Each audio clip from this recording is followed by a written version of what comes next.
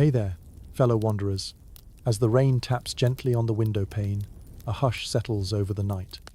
Wrapped in a cocoon of quiet and shadows, the scent of damp stone and aging wood lingers in the air, subtle reminders of stories long buried.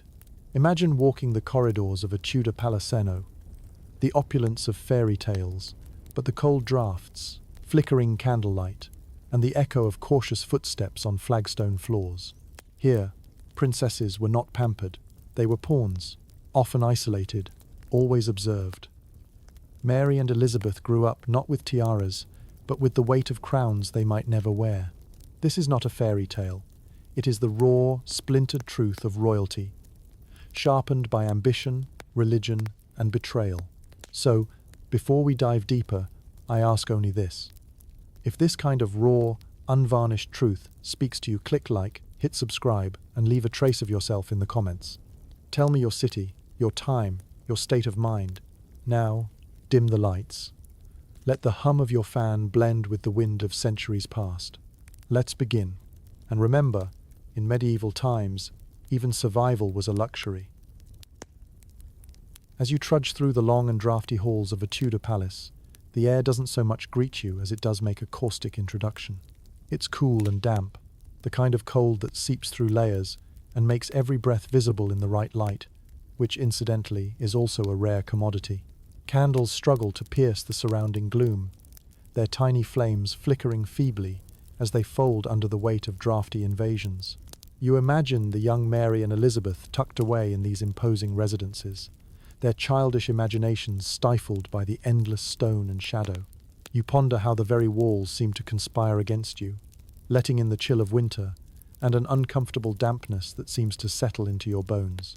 With every uneven cobblestone underfoot, the truth becomes more apparent. Comfort is a luxury, not a given. This environment is where Mary learned her lessons, both formal and otherwise, perhaps her most critical being that safety was elusive, never assumed. You may feel a smidge of envy thinking about princesses living in palaces, but their lives inside these supposed bastions of luxury were far from fairy tales. Imagine for a second the noise that fills the silence, the distant clatter of armor from patrolling guards, the squeal of ancient hinges on heavy wooden doors, the merciless echo of a child's footsteps lost in labyrinthine corridors that promise more mystery than they do security. Here, in this peculiar blend of shadow and spectacle, every small hand-fanned flame or glowing torch is but a tiny mote against the imminent invasion of night.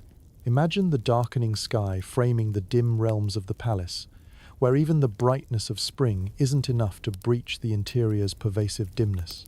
Despite the images we've often seen of resplendent court gatherings, these palaces often featured rooms just as stuffed with tension as they were with tapestries. The future Mary I, as she likened herself to her namesake of biblical fame, spent her formative years here, amid shadows and uncertainty. For Elizabeth, her early life was even more precarious, infused with the palpable chill of political vulnerability. But for both, survival meant learning to navigate the very real darkness that was interwoven with their experiences. The Tudor palaces are a world away from their bustling capitals, set apart like looming fortresses filled with people who spoke in hushed tones behind their drafts. The cold stones are steeped with stories of intrigue. They whisper of conspiracies wrapped in curtains, offering scant comfort no matter their size or stature. Would you enjoy life here? Certainly, if medieval chill, aristocratic hauntings, and ceiling leaks are your cup of tea. The reason for this perpetual sense of permeating chill is more than just architectural, it's political. The ancient stone walls are imbued with decades of stories that you will hear in hushed semblance and cautious tones, not from echoed proclamation, but insidious murmurs in recesses of deceit and betrayal. As historians still argue whether the tales of the hidden tunnels beneath these palatial giants are truth or mere legend, you relish the mystery. After all, there's something delightfully mischievous about secret passageways, concealed whispering spots, and endless intrigue. It's not all doom and gloom. Imagine the fragrant scents of Tudor feasts, emanating from the kitchen's cloves, nutmeg, and other familiar spices mingling in the air. Yet the flicker of candlelight and these aromatic notes only serve to punctuate the broader solitude. Indeed, dear wanderer, the life of a Tudor princess offered you no breezy respite. Instead, it made you keenly aware of the absence of warmth, the impermanence of light, and the relentless passage of time. A world of grandeur, yes, but laced with 1,000 subtleties, each whispering forebodings like echoes into the still, vast silence. Through it all, you sense the unremitting expectation shouldered by these royal daughters, and wonder how one grows strong amid draughts and calamity. And so, life in a Tudor palace continues, the same echo of footsteps sounding through the passage of years. As you step carefully across uneven stones, you can almost hear their voiceless, faded symphony of aspirations, dimly illumined by fading firelight, grasping for safety, warmth, and sovereignty among the shadows. Onward you go, eager to discover more about these two princes of history as their life story stretches out before you like an ancient map, warped by time yet undeniably intriguing. As you wander deeper into the labyrinthine palace corridors, the air feels both tangible and heavy, thick with stories of familial treachery and the fickle loyalties that could spell either fortune or doom. Imagine keeping your enemies close a mere stone's throw away and realizing that they share your blood. You, like Mary and Elizabeth, can sense the invisible threads of deceit and ambition, weaving an intricate web around you, a constant reminder that trust is an extravagance even tighter than a Tudor bodice. Growing up as a Tudor princess, you're well aware that the throne can't offer absolute protection against familial betrayal.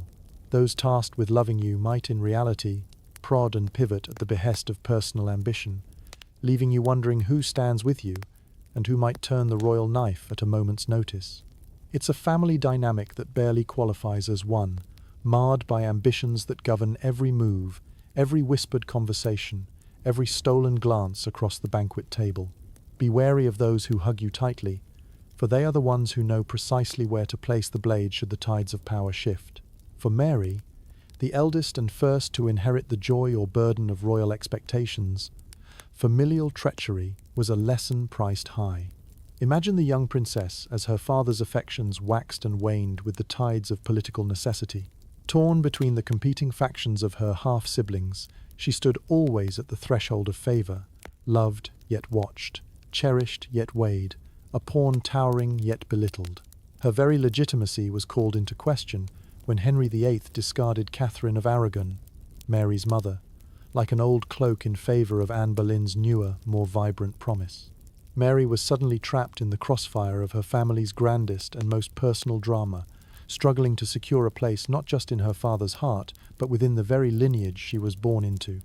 As historians still debate whether Mary's bitterness toward her Protestant subjects sprang from these early familial betrayals, you sense that such wounds never truly heal, but become part of the royal fabric that shapes a ruler's reign, for better or for worse.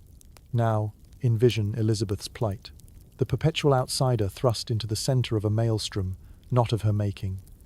Her mother's execution, a cruel twist in her young narrative, made her an immediate liability in the eyes of the court. Imagine the court's whispers following her like ghosts as she aged, speculative looks questioning if she bore the weight of her mother's alleged sins. Her existence was a peculiar juxtaposition, both essential and expendable, in a realm where intrigue brewed stronger than any tea that graced the royal table. Navigating such a petri dish of ambition demands cunning beyond years, and Elizabeth quickly learned discretion was her staunchest ally. What thoughts spun in her young mind as she watched courtiers play their endless games of loyalty and deception? Perhaps she silently resolved to rely only on her wit and resourcefulness, crafting armor out of irony and intellect, learning that a courtly smile often hides a conspirator's intent. Amid this intricate dance of allegiance and blood ties, both Mary and Elizabeth knew well the value of foresight, a gift, not extended blindly to princes and princesses, but one you must cultivate like an art form, essential for surviving a space where daggers gleam in the guise of kin, and whispers can pave the path to ruin. The palaces, teeming with political dissonance and hushed frailties, provided a backdrop that was less familial sanctuary and more Machiavellian theatre. The neat demarcations of family ties blur as they dissolve into a complicated network of potential threats. Ponder this. What happens when aligning yourself with blood and bone means walking a tightrope of power games where the ground of firm familial footing is none but quicksand? Hold fast to the notion. In such times, often the bravest face to show is neither effusive warmth nor chilling estrangement, but something calculatedly in between caution, wrapped in familiarity, trust veiled in diplomacy. So, as you consider the next steps, remember, dear wanderer, that fluctuating family loyalties were not insular afflictions, but empire-shaping Forsazer game of chess, set to the heartbeat of Tudor ambition, where each royal player loomed large or diminished in silhouette against torchlit walls. And with each cunning move, history sketched itself anew, a legacy perpetually in the draft. For Mary and Elizabeth, navigating this familial maze required instincts, honed sharper than any dagger and more enduring than any political Tydean. Eternal balancing act, where the tremor beneath your feet becomes both companion and adversary. Having blood so indelibly tied to both apex and demise? That is the real regal journey, one where each chess square walks an intricate path past alliances forged, broken, or clandestinely kept to kingdoms, whispered secrets held perilously pausing on the lips of those you might foolishly call home. The pageantry and trappings of royal life often conceal the hard edges of reality, a fact young Mary learned all too well.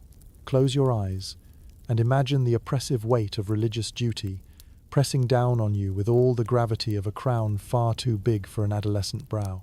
In the Tudor world, where you and Mary reside, faith isn't just personal, it's political, shaping lives and destinies as formally as any coronation. Mary, future queen and the daughter of Henry VIII and Catherine of Aragon, was steeped in Catholicism from birth, her childhood a perpetual echo of incense and Latin hymns. Picture the vibrant, illustrious halls filled with the solemn air of piety, every corner echoing the demands of spiritual devotion. The sounds of wooden rosary beads clattering in a practiced rhythm could be Mary's most familiar soundtrack. She clung to her faith like a lifeline, necessary in a world teeming with tumultuous change and constant uncertainty. Mary's mother, Catherine, ensured her education was centered around the teachings of the Catholic Church, instilling in her daughter a deep reverence for traditional beliefs and practices that would later define her reign, for better or for worse. You can almost feel the tension between adherence to faith and the swift secular machinations of the Tudor court. Each devotion, each prayer, becomes not just an act of worship, but a defiance against the heretical whispers that swirled around her father's court. Her heart hungered for the shared validation of faith and family, yet history had other plans, joining her life inexorably to the emblem of a Catholic struggle that would shadow her every step.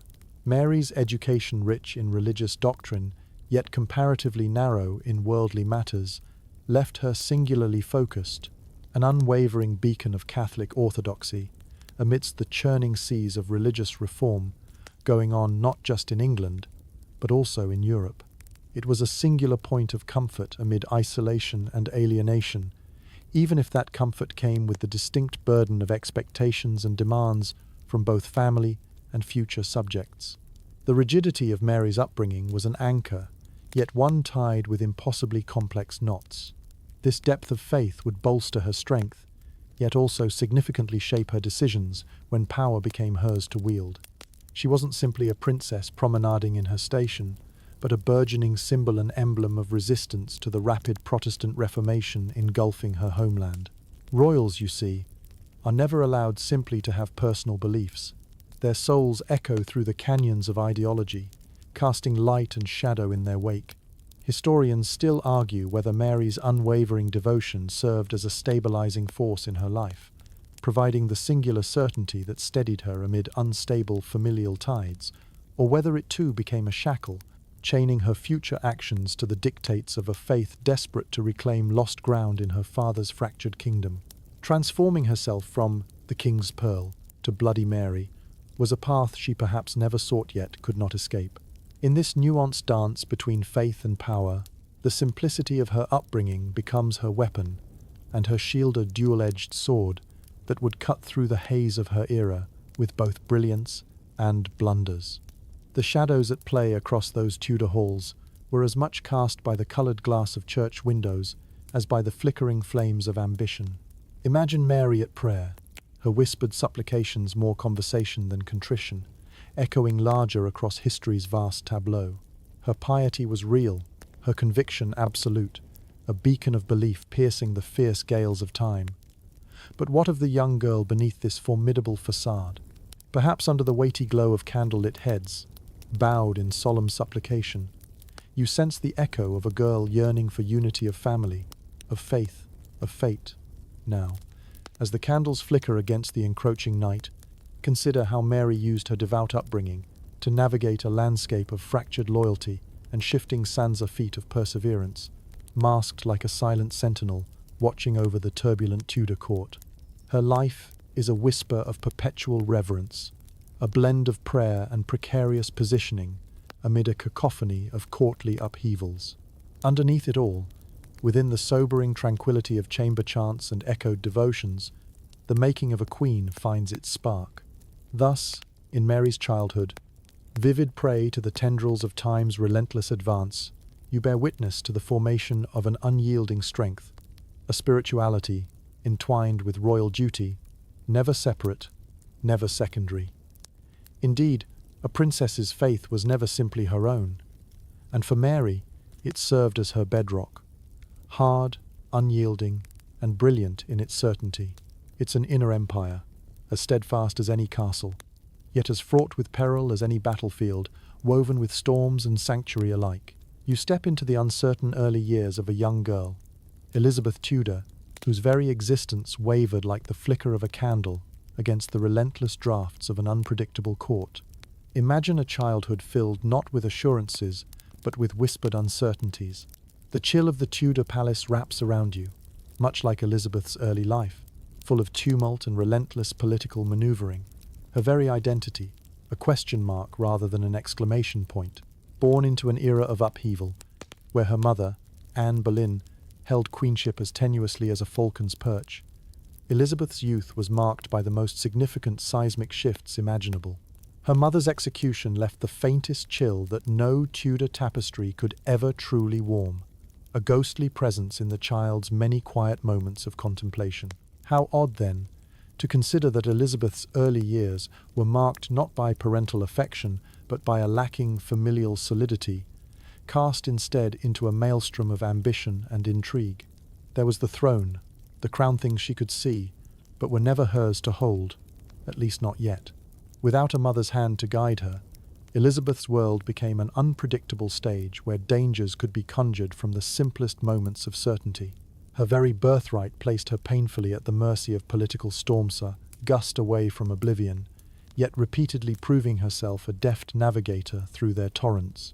Unlike her half-sister Mary, whose religious devotion was uncompromising, Elizabeth learned through necessity to camouflage her inclinations, hiding sharp thoughts, and even sharper instinct behind the innocuous veil of a child's wide eyes and careful words. Could you imagine this precarious balance, heightening your awareness, forcing you to become both astute observer and part-time actor, mastering the art of subtlety before you shed your gowns for far heavier robes of responsibility? The skill to navigate a world that shifted with each power struggle was essential, not merely a talent, but a fundamental aspect of survival. Elizabeth's intuitive grasp of her circumstances allowed her to understand early on that her position, even as a royal, was as temporary as shadows against the palace walls.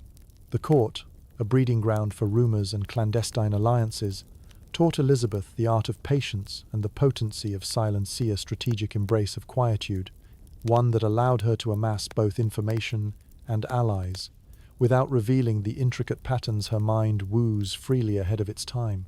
As she continued to grow, the court filled her with lessons that no formal tutor would or could impart: the wolverine bite of a torn soul, learning to mend itself in surroundings that sought its fracture. Intrigue was the backdrop of her formative years, a perpetual cycle of maintenance amidst stagnant acceptance, designed to strip her of agency yet inadvertently sharpening her wit into a formidable tool. Historians still puzzle over how she managed to translate the lessons taught by courtly complexities into an unparalleled ability to love the necessary and leave the superfluous with just enough resolve to chart a queen's path through the mentions, tumultuous terrain of sovereign politics. Envision Elizabeth, her mind as sharp as the cold winter air, learning to dance the nuanced cabal that would later shape another golden age-a unique era where her ability to listen more than she spoke often proved one of her greatest assets. This version of the young princess became a skilled conversationalist in both spoken and unspoken languages, finding caution an ally and discretion a means of advancement. If survival at court was a game, young Elizabeth quickly became more than just a participant. She was a strategist with an innate talent for anticipating moves well before others even pondered the requisite turn. Yet, even as uncertainty pervaded her upbringing, there were bonds of compassion and trust. She gently fostered among her companions a word, less subtle than a touch, and not half as precarious, but a touch upon destiny nonetheless. It was during these formative years that Elizabeth gleaned a unique understanding of power's volatility, its allure, and its penchant for turning against those who were tempted to hold onto it too tightly. Herculean resilience shaped Elizabeth from the very first, yet the flame, once kindled, knew no hush determined but unhurried. Its light shone gleaming against a vulnerable yet ever-resilient resolve. She took comfort in the calm offered among tutors and trusted ladies, refining her intellect and fortitude while adopting her father's knack for political chaser. Daughter's homage to a legacy mingled as much with peril as it was with promise. Here, amid the intrigue and instability, Elizabeth emerged as a formidable force zone forged from the tests and trials of adversities as profound as any storm. In this lively recess of childhood, one hums quietly through corridors and capture history's yet-to-be-formed threads into place. A queen in waiting, silken subsets of strength, enhancing her so each layer of identity, carefully sewn and uncovered, her powerful essence shaping the space-time of every return. And so the little princess grows unperturbed, willing her mind to maneuver through the intricate tangles of court as deftly as any seasoned lord.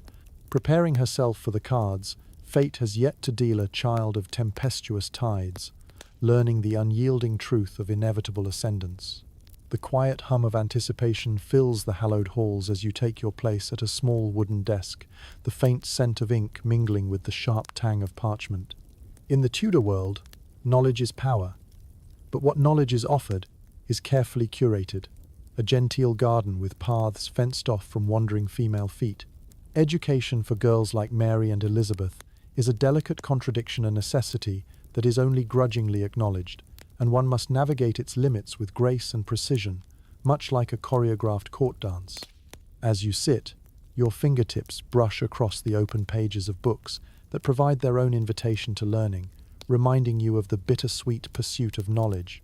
Mary and Elizabeth's tutelage is dictated not simply by curiosity, but by the practicality woven into their stations. The curriculum is rich with etiquette, needlework, dance, some music, and languages, but it falls painfully short of preparing them for the autonomy found in libraries or under the hallowed eaves of universities reserved for their male counterparts. The keen mind of the Tudor princess is thus kept on a tight leash, her intellectual appetites curbed under the veneer of propriety. Despite this, Elizabeth and Mary embrace their learning with an insatiable curiosity. For Mary, her studies often revolve around the teachings of the Church, reinforcing the deep-rooted Catholic faith that framed her world. Religious doctrine and scripture rise above all else as the pillars that punctuate her education, holding her focus as both compass and anchor amid the perilous seas of Tudor politics. Meanwhile, Elizabeth, even as a child, absorbs everything with an extraordinary hunger that would later manifest in her reign. Elizabeth views language as the key to understanding the political chessboard she was born upon. The splendor of Latin and the intrigues of French and Italian open doors to the grand dialogues of European courts and religious reformations. At the same time, her grasp of philosophy and history, which she pursues with fervor, becomes the foundation upon which she would build her unique approach to leadership. Debate exists among historians whether the constraints placed upon Tudor women ironically birthed a stronger resolve in Elizabeth, forcing her to cultivate a sharp, extensive self-education. Was this quiet restriction something of an unspoken challenge? an unsaid invitation to foster brilliance confined in shadow, to tune her mind into the silence and extract from it the art of poise and precision? It's whispered, legacy versus thundering, or a Shona melody of reason humming against the quieter elements. Elizabeth and Mary know that their roles could change with the sweep of a pen or the pale face of a king, and education becomes the crystallization of their potential, a subtlety unmatched and kaleidoscopic beneath its glowing surface. You can sense this awareness sharpening their focus, an awareness that is subtly acknowledged, yet never explicitly confined to the limits dictated.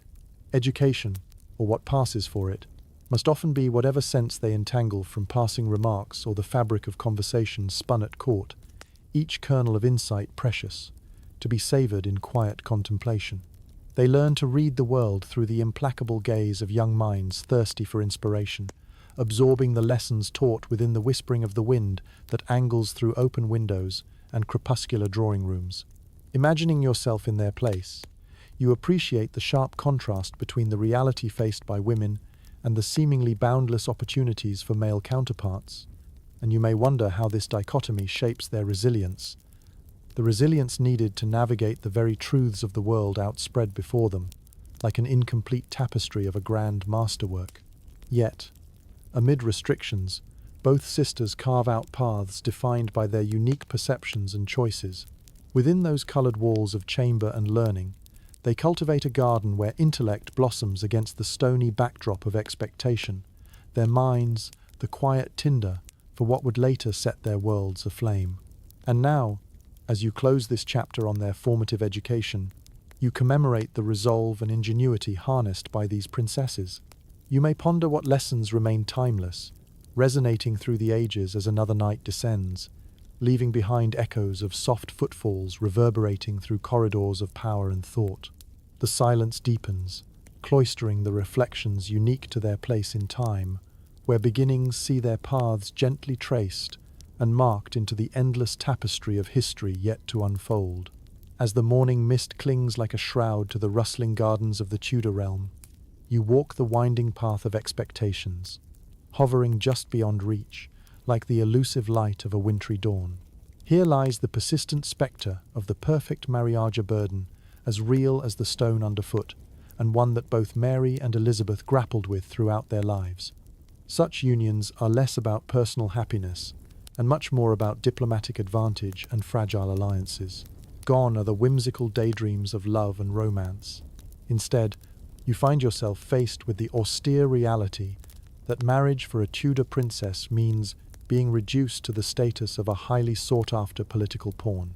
Negotiations swirl in the air like autumn leaves, each possibility considered with the eager anticipation of a player studying a freshly shuffled deck of cards. Prospective suitors are not chosen for their charm or chivalry, but for their titles, the lands they possess, and the tensions their marriage could either inflame or placate. For Mary, the pressure is palpable from her earliest days, expectation woven into the very fabric of her upbringing. Hers is a life marked by betrothals and broken promises, devised plans and thwarted ambitions. Imagine the young princess, ears tuned to the rustle of treaties being crafted and shredded in equal measure, her marriage a topic of interminable debate among courtiers, foreign legations, and embassy hands. One such marriage maneuver came in the form of Francis I, the French king's son, a fleeting alliance that never took root, fading from the pages of history like vapor on a cold morning's breath. Then there was the Spanish Habsburg pursuit, further reminding Mary that love had little to do with it, her heart a fickle arrow in the vast quiver of dynastic darts. Elizabeth, by contrast, had a different ballgame, though one no less complicated. Her childhood marred by her mother's execution and her fluctuating favour within her father's court, she gleaned early the burdens of political negotiation, and knew that her hand was one of the most coveted prizes in Europe. She learned to play the waiting game with an expertise both graceful and cunning, an awareness touched lightly by pragmatism, yet nuanced with silent rebellion against the chains of unwanted matrimony. In the realm of courtly love and political manoeuvres, Elizabeth cultivated the art of the conditional promiscuity, quite closing the door, always leaving room for just enough possibility without a definitive closeness. Her lady-in-waiting remarked on Elizabeth's reluctance by suggesting that the Queen's hands, so often engaged in symbolic dances of possibility, remained unadorned for reasons pithy and poetic. "Because my good people desire it," Elizabeth famously stated, making light of a matter weighted with significance far beyond her smile. "Would you throw your heart into the endless deliberations of which prince will deign to extend their hand in marriage to you?" Knowing full well it was more about the allegiances and treaties riding upon said hand than crushed petals between pages of this era's tome. A formidable task lies in embracing such expectations while retaining oneself in a world that values little past territorial exchanges. Even so, Elizabeth dances through diplomatic circles, almost like the maypole's patterned weave, creating complicated ties on the looming loom of political maneuverings. With her reputation as the Virgin Queen, she not only deflects attention from her unchanging marital status, but turns it into a leverage point that bestows her significant control over her own destiny. This design she adopts with cunning flourish becomes integral to her reign, turning the personal into political Mysterian autonomous choice rather than acquiescence to the demands of an alliance forged in distant halls. Historians continue to argue whether Elizabeth's perpetual singlehood was a deeply nuanced political strategy, a heartfelt conviction, or a blend of both dual perspectives, serving as a guiding star through her singular reign. This choice, a testament to her pragmatic astuteness, cast her as both beloved and enigmatic, a sovereign who used the theatre of marriage politics to chart an era remembered for its intellectual renaissance and strategic brilliance. So, as you walk with these two royal figures through the laboured path of unions proposed, recalled, and indefinitely deferred, you witness the alliance of power and heart engaged in its perpetual danseur negotiation, performed on uneven ground, among the shifting tides of empire and court. Within this tension lies the ever-constant desire of royalty to navigate the complex latticework of marriage to one's advantage, dance that leaves echoes and waltzing shadows before sinking into the quiet folds of time where lesser songs linger, leaving behind only the regal ballet of resolve and legacy. In this quiet frame of domestic turbulence and sovereign sagacity, Mary and Elizabeth sculpt paths of enduring significance, setting the stage for who plays the game of crowns.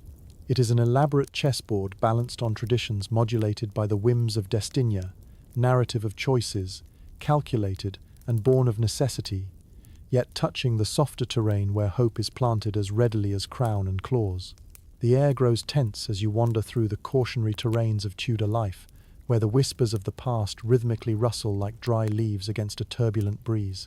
Now imagine the omnipresent spectre of diseasier shadow, hanging over the court with terrifying constancy. The plague, that most dreaded of afflictions, strikes fear into the hearts of both peasant and royal alike. Neither station nor stature lends protection against its insidious reach. Instead, it serves as a constant reminder of the fragility of life. You find yourself amidst scenes of restless vigilance, where every cough is noted with the gravitas of a court proclamation, each fevered brow scrutinized more ardently than royal decrees. Imagine young Mary and Elizabeth growing up in such an atmosphere, where the threat of illness lurks in the very air they breathe, its intangible presence colouring their entire existence. The fear of the plague its swift, indiscriminate decimationis, as ubiquitous as the stone walls encasing their royal prerogatives. Picture the hurried whispers among courtiers when news reaches the palace of a plague outbreak in the Citya. Gentle ripple of anxiety, quickly cresting into malicious waves of panic. For all the grandeur the Tudor palaces boast, they cannot shield their inhabitants from the relentless onslaught of disease borne mercilessly on the breezes that thread through their opulent chambers. The entire palace can transform into a ghostly echo of itself, as residents either take flight to avoid the pestilence or seal themselves within stone sanctuaries, cloistering away in hopes of survival. In an era without antibiotics or vaccines, prayer and potpourri serve as both the protection and healing balm, their inadequacy a frustrating constant. Aromas of dried herbs, their scents meant to mask or pacify, permeate the royal chambers, yet offer scant comfort against the encroaching threat. You can almost hear the cautious murmurs of folklore remedies, tales of strange cures, and superstitions spreading through the courtiers. Keep a dried toad on your person, some suggest, with the air of conspiratorial certainty. Historians still debate whether such practices provided any real biological protection, or if their efficacy resided purely in the placebo of ritual comfort. Nonetheless, the clamor for these curious remedies demonstrates the human yearning for control in times when disease made clear the omnipotence of forces indifferent to privilege and power. Plague arrives without ceremonial reality to which Mary and Elizabeth become attuned. They watch courtiers disappear, entire households vanish into obscurity, and gardens, once vibrant, now overrun with the quietude of abandonment. The constant threat instills resilience and adaptability in the sisters, a pragmatic understanding that life's capricious nature is not restrained by royal decree. For the young Elizabeth, her learnings extend beyond the schoolroom as she takes note of the measures and countermeasures wrought from necessity. In observing this dance with disease, Elizabeth hones an intuition about the people around her, a learned but unspoken comprehension that in matters of fate, dignity, and discretion often supersede panic. Mary, too, aligns her perceptions, her prayers often as much for the health of her land as for the souls potentially departing it. What then, you wonder, is a Tudor princess without the comfort of modern medicine? A testament, perhaps, to the resilience required to be polished to regal perfection while navigating a world where the rat-a-tat of hoofbeats warns of not only visitors but news both grim and grave. The moral fortitude ingrained by relentless uncertainty enhances their mantle, turning crisis into a crucible for courage and practical wisdom.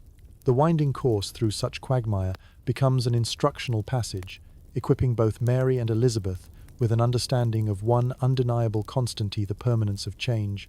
Its insistence composed both of dangers hidden beneath the surface and moments carefully cultivated by the convergence of grace and grit.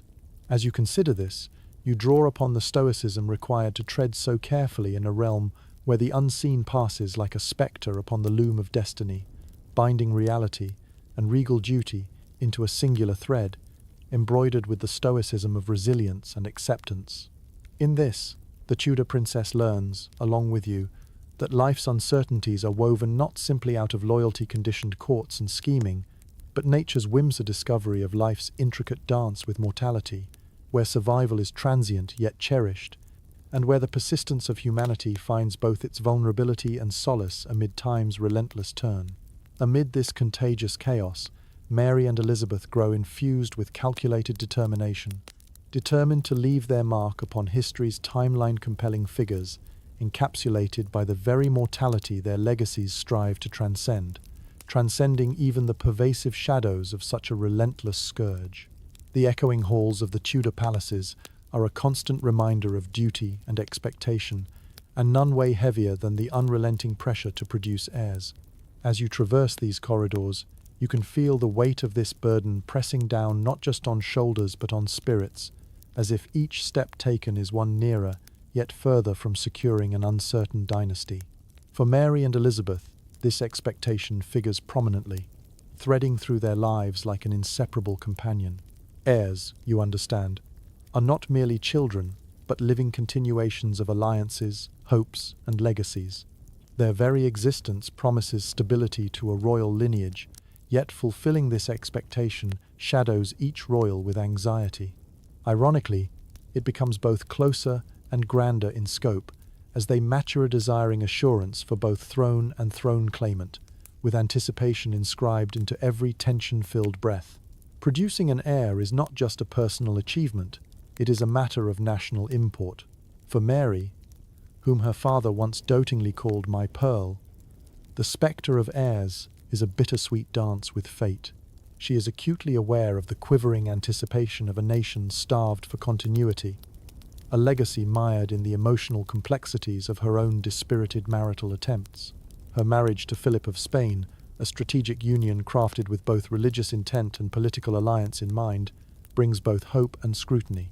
The coupling is meant to secure a Catholic succession, a shining baton in the relay of dynastic ambition. Yet Mary's longing for a child, the crown jewel of this ambition, remains painfully unrealized. Imagine Mary, her hope magnified by phantom pregnancy, and whispered hopes that unravel one layer at a time as the truth, like a shadow in the long galleries, becomes visible yet disheartening. Historians still debate whether Mary's repeated, illusory pregnancies were psychological or rooted in undiagnosed health issues, possibly ovarian cysts or even uterine cancer. Yet each unfulfilled promise leaves Mary vulnerable, yet still defiantly resolute, a testament of strength against heart-rending travails. Then there's Elizabeth, whose childhood ostracism into illegitimacy following Anne Boleyn's tragic fall instills early in her the capriciousness of dynastic pursuit.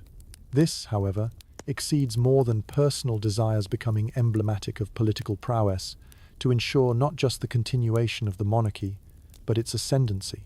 Elizabeth crafts an identity around the anomaly of being unmarried, yet still exalting the nation like 60 dynastic generations through her conscious act of self-marital exclusion.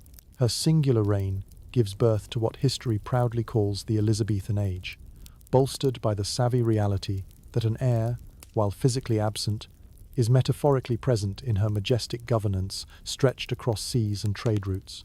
Elizabeth's astute commitment, expressed in rhetoric of both fortitude and flexible strength, uses her circumstance as a deliberate, even revolutionary, diplomatical tool. By remaining unwed, she perpetually tantalizes European courts with possibilities of unions never actualized, thereby morphing the heir narrative from the embodiment of physical progeny into one encompassing boundless temporal sovereignty. In reflecting on these princesses placed at the intersection of expectation and autonomy, you see the nuanced play between biological nature, societal pressure, and the intensely personal ambitions that thread every hopeful gaze, turned toward the future they symbolized. They learn to wield the power of their potential progeny, not just as personal aspirations, but as tools in their political arsenals. Mary, through her devout attempts that cast into poignant shadows the yearning one sees in unfulfilled mission. Elizabeth expertly leveraging expectation deferred into tactical brilliance. In this narrative, woven with tension and strategic hesitation, each sister embodies a distinct yet coherent tribute to dynastic sagacity. Headlines written across fevered expectations reveal both the burdens under which they labored and the formidable spirits with which they met them. As time turns ancient keys upon hinges older than recorded memory, you ponder the delicate balance struck between desire and diplomacy, subtly preserved in portraits posed against the gossamer flake of realm and rod. Here, amid the dual drama of expectation and endurance, the legacy of Tudor queenship finds its resonancy, a story of silent determination amid the grandiloquent echo of royal ambition, securing not just a lineage, but an indelible mark upon history's canvas. In the hushed embrace of dusk, as the flicker of candlelight dances across the shadows of solemn chambers, you bear witness to Mary's devout faith, a force as enduring as the ancient stones of the chapels she frequently visited. For Mary, dubbed the Catholic martyr by both devotee and detractor alike, faith is more than belief. It is her very essence, a holy mandate shaping both her identity and her inevitable rule. Imagine the early years of Mary's life, where her education is steeped in religious doctrine and the teachings of the Church underscore every family meal and formative moment. Catholicism, deeply woven into the fabric of her upbringing by her pious mother, becomes the lens through which she views the world, a beacon, guiding her through the turbulent waters of personal and public strife. In her regal solitude, prayer becomes both companion and confidant, echoing through the chambers as the luminous aura of incense swirls in meditative grace. Faith offers her a sanctuary of solace amid the shifting sands of political and familial uncertainty. This profound conviction is more than ritual. It's a steadfast foundation, reinforcing her against the tides of reform that seek to bear her away from her spiritual moorings. Step into Mary's office, where gilded manuscripts and rosary beads adorn an altar of devotion. Her world is one of ritual, the tinkling of bells at Mass, the solemn drift of hymnal voices rising like prayerful specters amidst cathedral smoke, their echoes reaching the celestial rafters. She draws strength from the certainty that within the sacred arches of her faith, a divine purpose awaits fulfillment, a restoration of England to the religious unity she so desperately champions. Yet, Mary's faith is not a passive inheritance. It is an active, driving force, defining her choices and eventually her rule. When she ascends to the throne, it is with the fervour and resolve of a queen determined to re-establish the Catholic Church as the one true faith within her realm. Her intent, though genuine, becomes a divisive foreseer simulacrum of a goddess of war, wreathed in the smoke of sacrifice and yet veiled by the kindness she purports. Historians still argue whether Mary's fervent devotion verged on fanaticism, but agree it played a pivotal role in her reign, infusing it with both staunch supporters and enduring enmity. The moniker Bloody Mary emerges from the embers of religious persecution, a name she never sought, its shadow darkening the legacy she hoped to illuminate with grace. Her measures against Protestant dissenters, conceived to return the nation to Catholic orthodoxy, were executed with severity arguably a harsh necessity in her eyes, yet a pyre upon which the legacy of her compassionate heart was singed. You marvel at this dichotomy, a woman whose faith guides her every decision, yet blinds her to the shades of diplomatic grey necessary for broader acceptance. This dynamic tensity between personal belief and public policy becomes the crucible through which Mary's loyalty to both her country and her God is tested. Cast now your gaze upon Elizabeth's own relation to faith. Elizabeth balances her religious inclinations with characteristic pragmatism, seeking a middle path between the extremes adopted by her siblings. Her worldview is not pieced together with fervour, but with an understanding of religion as a fundamental tool in the architecture of political stability. Unlike Mary, she dances with balance upon this tightrope, aware that a misstep could rupture the delicate peace she endeavoured to maintain.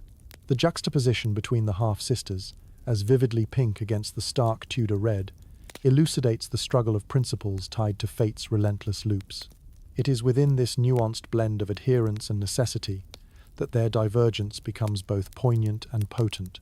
Mary's life, so deeply intertwined with her faith, unfolds as an unfolding psalm choral resonance that both enchants and beckons critique. Her journey serves as a profound reflection on the power and peril of absolute beliefs when lions lay beside pestilence upon the tapestry of time. Guide your thoughts through the passages of memory and conviction, where the spectres of divine devotion shimmer like stained glass warmed under unseen cathedral light, their hues emboldened by the ebb and flow of royal duty. Together in contemplation, Mary and Elizabeth's spiritual paths shape destiny's a testament to triumphs divine and mortal, reflected softly in candlelit verses sung in tones as tender as eternal mists swirling over Emerald Abbey pasture, in ambivalent recollection of those who tread the tessellations of fate with prayer and power in intertwining tandem.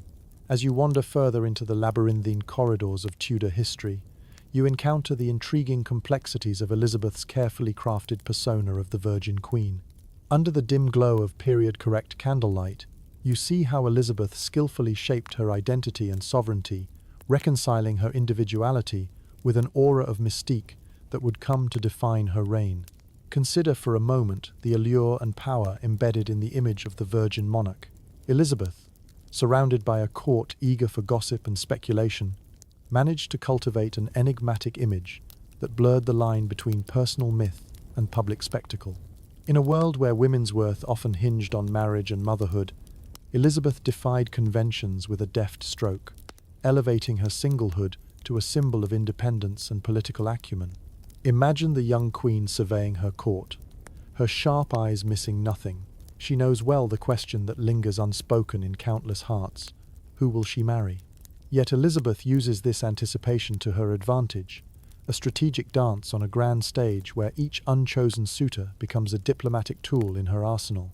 Her vow of virginity isn't simply a personal vow. It becomes an emblem of her political prowess, a timeless symbol encased in the armor of intention.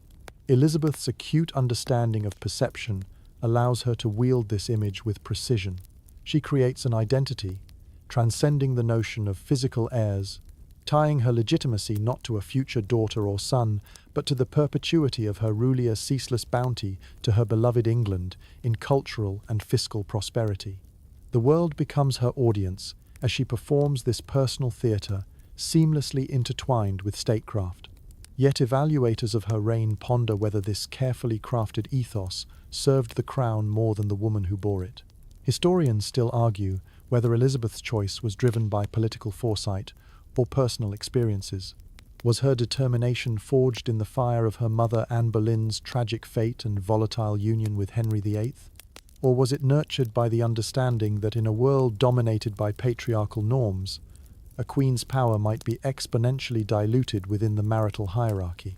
As you roam through these considerations, remember that Elizabeth's unmarried status allowed her an unprecedented degree of freedom. In a striking feat of sovereignty, her notion of virginity emerged not as a limitation, but a platform upon which she could navigate alliances, secure treaties, and exert influence over her kingdom, all without the potential complications of a consort competing for that ultimate prize, power. Elizabeth's proclamation of being married to her realm becomes a metaphor as strong as the Thames tides, a crafty navigation through the treacherous tributaries of European politics. Her seamless transformation of personal strategy into public persona redefines her as both icon and enigma, the intriguing dance of power personified a woman alone, yet queen amongst many, whose banner waves not with progeny's pledge, but proudly under the sovereignty of choice unwavering. You can practically sense the tangible electricity in the air as courtiers gather, intoning their pleasantries under the watchful gaze of their majestic, unmarried sovereign. Her authority flows organically against the murmured backdrop of state affairs, her movements choreographed with intent and intelligence that offer no handhold to diminish her prominence. Admirers and adversaries alike cannot help but be drawn to her power and independence radiating like the flickering brilliance of her courtly candles. In the quiet contemplation of midnight, when only the stars hear your musings on the mysterious tides of time, you consider how Elizabeth's unique interpretation of virginity paved a transformative path for female sovereignty, leaving history awash with the resonant echoes of her choices. Meanwhile, Mary has waged her battle of unyielding faith and fervour, and Elizabeth has created her crown of tenacity from the tangible and intangible Alika ruling, a people she deemed truly her own. As shadows embrace the chambers of your thoughts, so too do you encapsulate the essence of her legendary reign, painting her steely resolve upon the canvas of historical majesty. Thus, the legend of the Virgin Queen emerges, both poignant and proud, intertwined with the narrative of Britain in vibrant, unconquerable span, a living fiction where tales fade, yet never fully dissociate, forever fixed in the colours of destiny, yet turned indexical maroon. So dim now the lights, you linger under the wreath of whispered lore, understanding anew how virginity, like sovereignty, is crafted by the wearer's intent and the world's perception a crown, both seen and unseen, eternally reinforced through the corridors of time, where her legacy shines without the burden of time-bound receding. The dawn of Mary's reign rises like a heralding trumpet call, a complex symphony composed not just of ambitions fulfilled, but of tensions unresolved. As England's new Catholic sovereign, she steps with determination into an arena fraught with both hope and trepidation. Mary's reign becomes a passionate testament to her devout faith and intricate challenges, a somber dance on the checkerboard of politics, played under the scrutiny of a realm divided by religious convictions. Imagine the grand but weighty coronation, where the air is thick with expectation, mingled with the incense of ceremonial reverence. Mary's heart swells with the promise of restoration, a return to the Catholic orthodoxy that represents both personal vindication and political maneuvering. Her vision of England as a Catholic stronghold shines brightly, a beacon pierced through the mists of Protestant transformation that marked her father's and brother's legacies. At first, her ascension is met with enthusiasm by those eager for religious restoration, but the fervour of her supporters contrasts with the suspicions and apprehensions of her Protestant subjects. She is an Animalia queen, driven by intense piety in a nation wavering between old faiths and new doctrines. The stakes are high as she commences her quest to reconcile divine will and royal decree, a premise that becomes both her shield and her underpinning struggle. With every measure she enacts, Mary attempts to weave her faith across the tapestry of her people's lives, yet it's a bond as delicate as it is of strength. Her marriage to Philip of Spain encapsulates this, designed to cement Catholic hegemony through an alliance meant as a union of both hearts and states.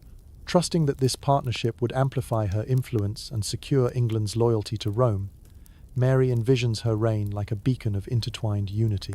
Yet, the systemic foundations of her plan are quickly beset by fissures.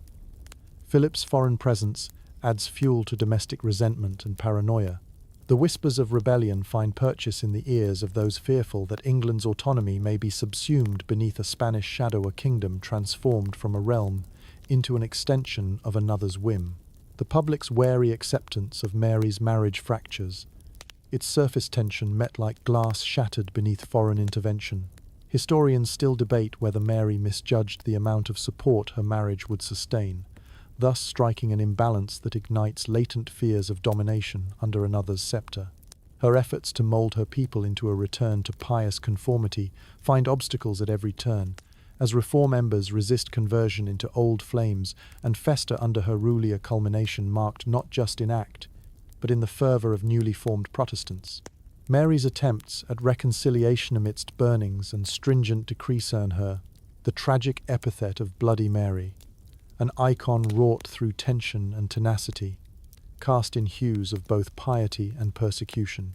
The discontent manifests itself in covert dissent and open rebellion, most notably Wyatt's rebellion, which challenges the nexus between crown and pulpit with skeptic ardour, threatening her cause from within the tender heart of a threatened monarchy. Nonetheless, Mary presses forward with a resolve as immutable as faith, grasping the edges of her vision not as delusion but salvationa. Queen intertwined, mired amidst altar and throne, where divinity and mortal art converge. Imagine the weight of her rosary against her skin, a constant reminder of her mission amid an ever-changing landscape of ideology and unity. Even the sky bows in complicity to the brutal complexities. Shading much of Mary's reign, she is not merely a queen, but a beacon shrouded in shadows, whose hopes for longevity remain grievously unfulfilled.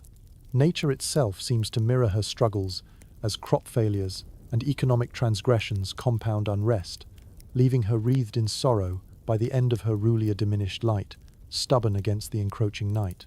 As the sun dips into the familiar folds of twilight before recessing to faded horizons, so too does Mary's reign, a tableau rife with human drama, shaped by a crucible of spiritual convictions. In reflection, she emerges as both scapegoat and sanctuary, her use of faith standing as both her steadfast romance and unentangled curse.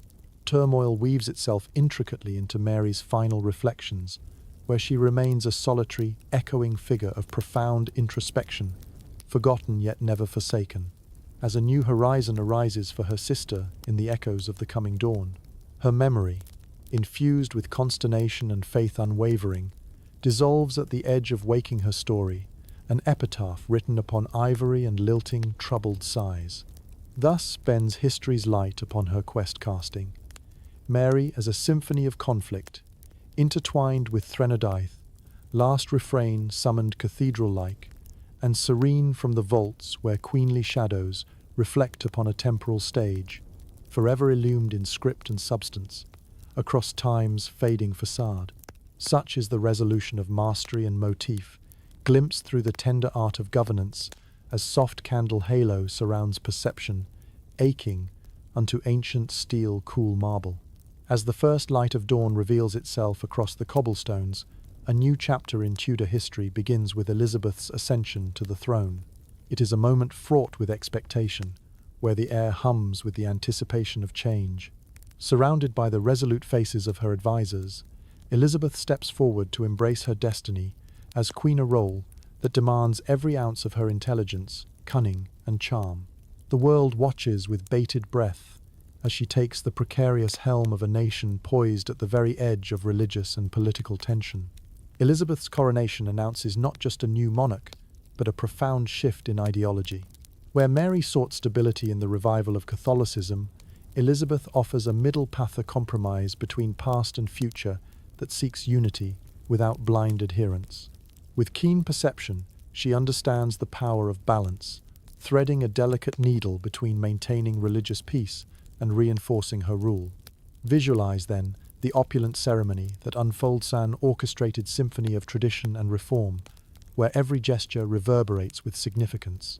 Even the effervescent nobles appear cautious in their joy, aware of the challenges that lie ahead. Elizabeth's gift lies in her ability to engender respect, invoking loyalty through charisma and intellect. Unlike her sister's rule, hers is marked by a nuanced approach that embraces flexibility and sagacitic qualities that define an era. She proclaims the Elizabethan religious settlement, designed to pacify the fervent religious discord left in the wake of previous administrations. This act of moderation shone a blend of Protestant foundations with Catholic aesthetics ushers in the transformative Elizabethan Anglican Church, staking her claim not merely as a ruler of land and law, but of hearts and minds. Yet, what glimmers in her subjects' eyes as they behold their new queen? There is relief mixed with uncertainty, a sense of cautious optimism buoyed against the tide of unknown futures. With each decision, each new proclamation, Elizabeth strives to consolidate loyalty both domestically and abroad, establishing herself not just as a monarch, but as a reigning force of unprecedented influence, a queen both beguiling and strategic, one maestro of diplomacy, a sage unity poised upon an ambitious stage where France and Spain are simultaneously courted and contained through Elizabeth's shrewd mastery. Marriage prospects serve not as entanglements, but strategic dialogues, exploring alliances without binding commitments, a potent tick upon the ever-standard labyrinth of court and council. Would you find solace or agitation in navigating such complexity where court intrigue and international politics intermingle? For Elizabeth, these realms are not daunting challenges, but engaging chessboards, alliance, conflict, and coexistence unveiled like a heroic ode to timelessness, a sovereign distinguishable amid tempestuous seas. Historians still argue whether Elizabeth's pragmatic embrace of the middle way was rooted more in political necessity or personal belief. Yet, what emerges with clarity is her unparalleled ability to read both people and politics, achieving the dual triumph of domestic calm and international respect. Through rhetoric as rich and varied as the land she oversees, she cultivates an age marked by cultural flourishing and economic prosperity. The challenge of securing a stable realm amidst the lingering shadows of dynastic legacy finds resolution within sanctions of her own philosophy, where progress finds its genesis not merely in royal decree, but through art and language, a vibrant passage enriched by flamboyant vitality, casting Elizabeth as both regent and muse. Their summer progresses illuminate her connection to the people, castles and manors echoing with the laughter and joy that accompanies a queen beloved by many. Her presence transforms simple hospitality into an immersive theatre, a shared celebration of loyalty and kinship that strengthens her bond with those she rules. With each passing season, the notion of Elizabeth as a sovereign takes shape not merely as a ruler, but an emblem of endurance and change. Her image, crafted through eloquence and persuasion, transcends her mortal frame, weaving endearing mystery into the fabric of Britain's legacy, a living epic within a living tapestry, aglow with potential, as endless as her vibrant court.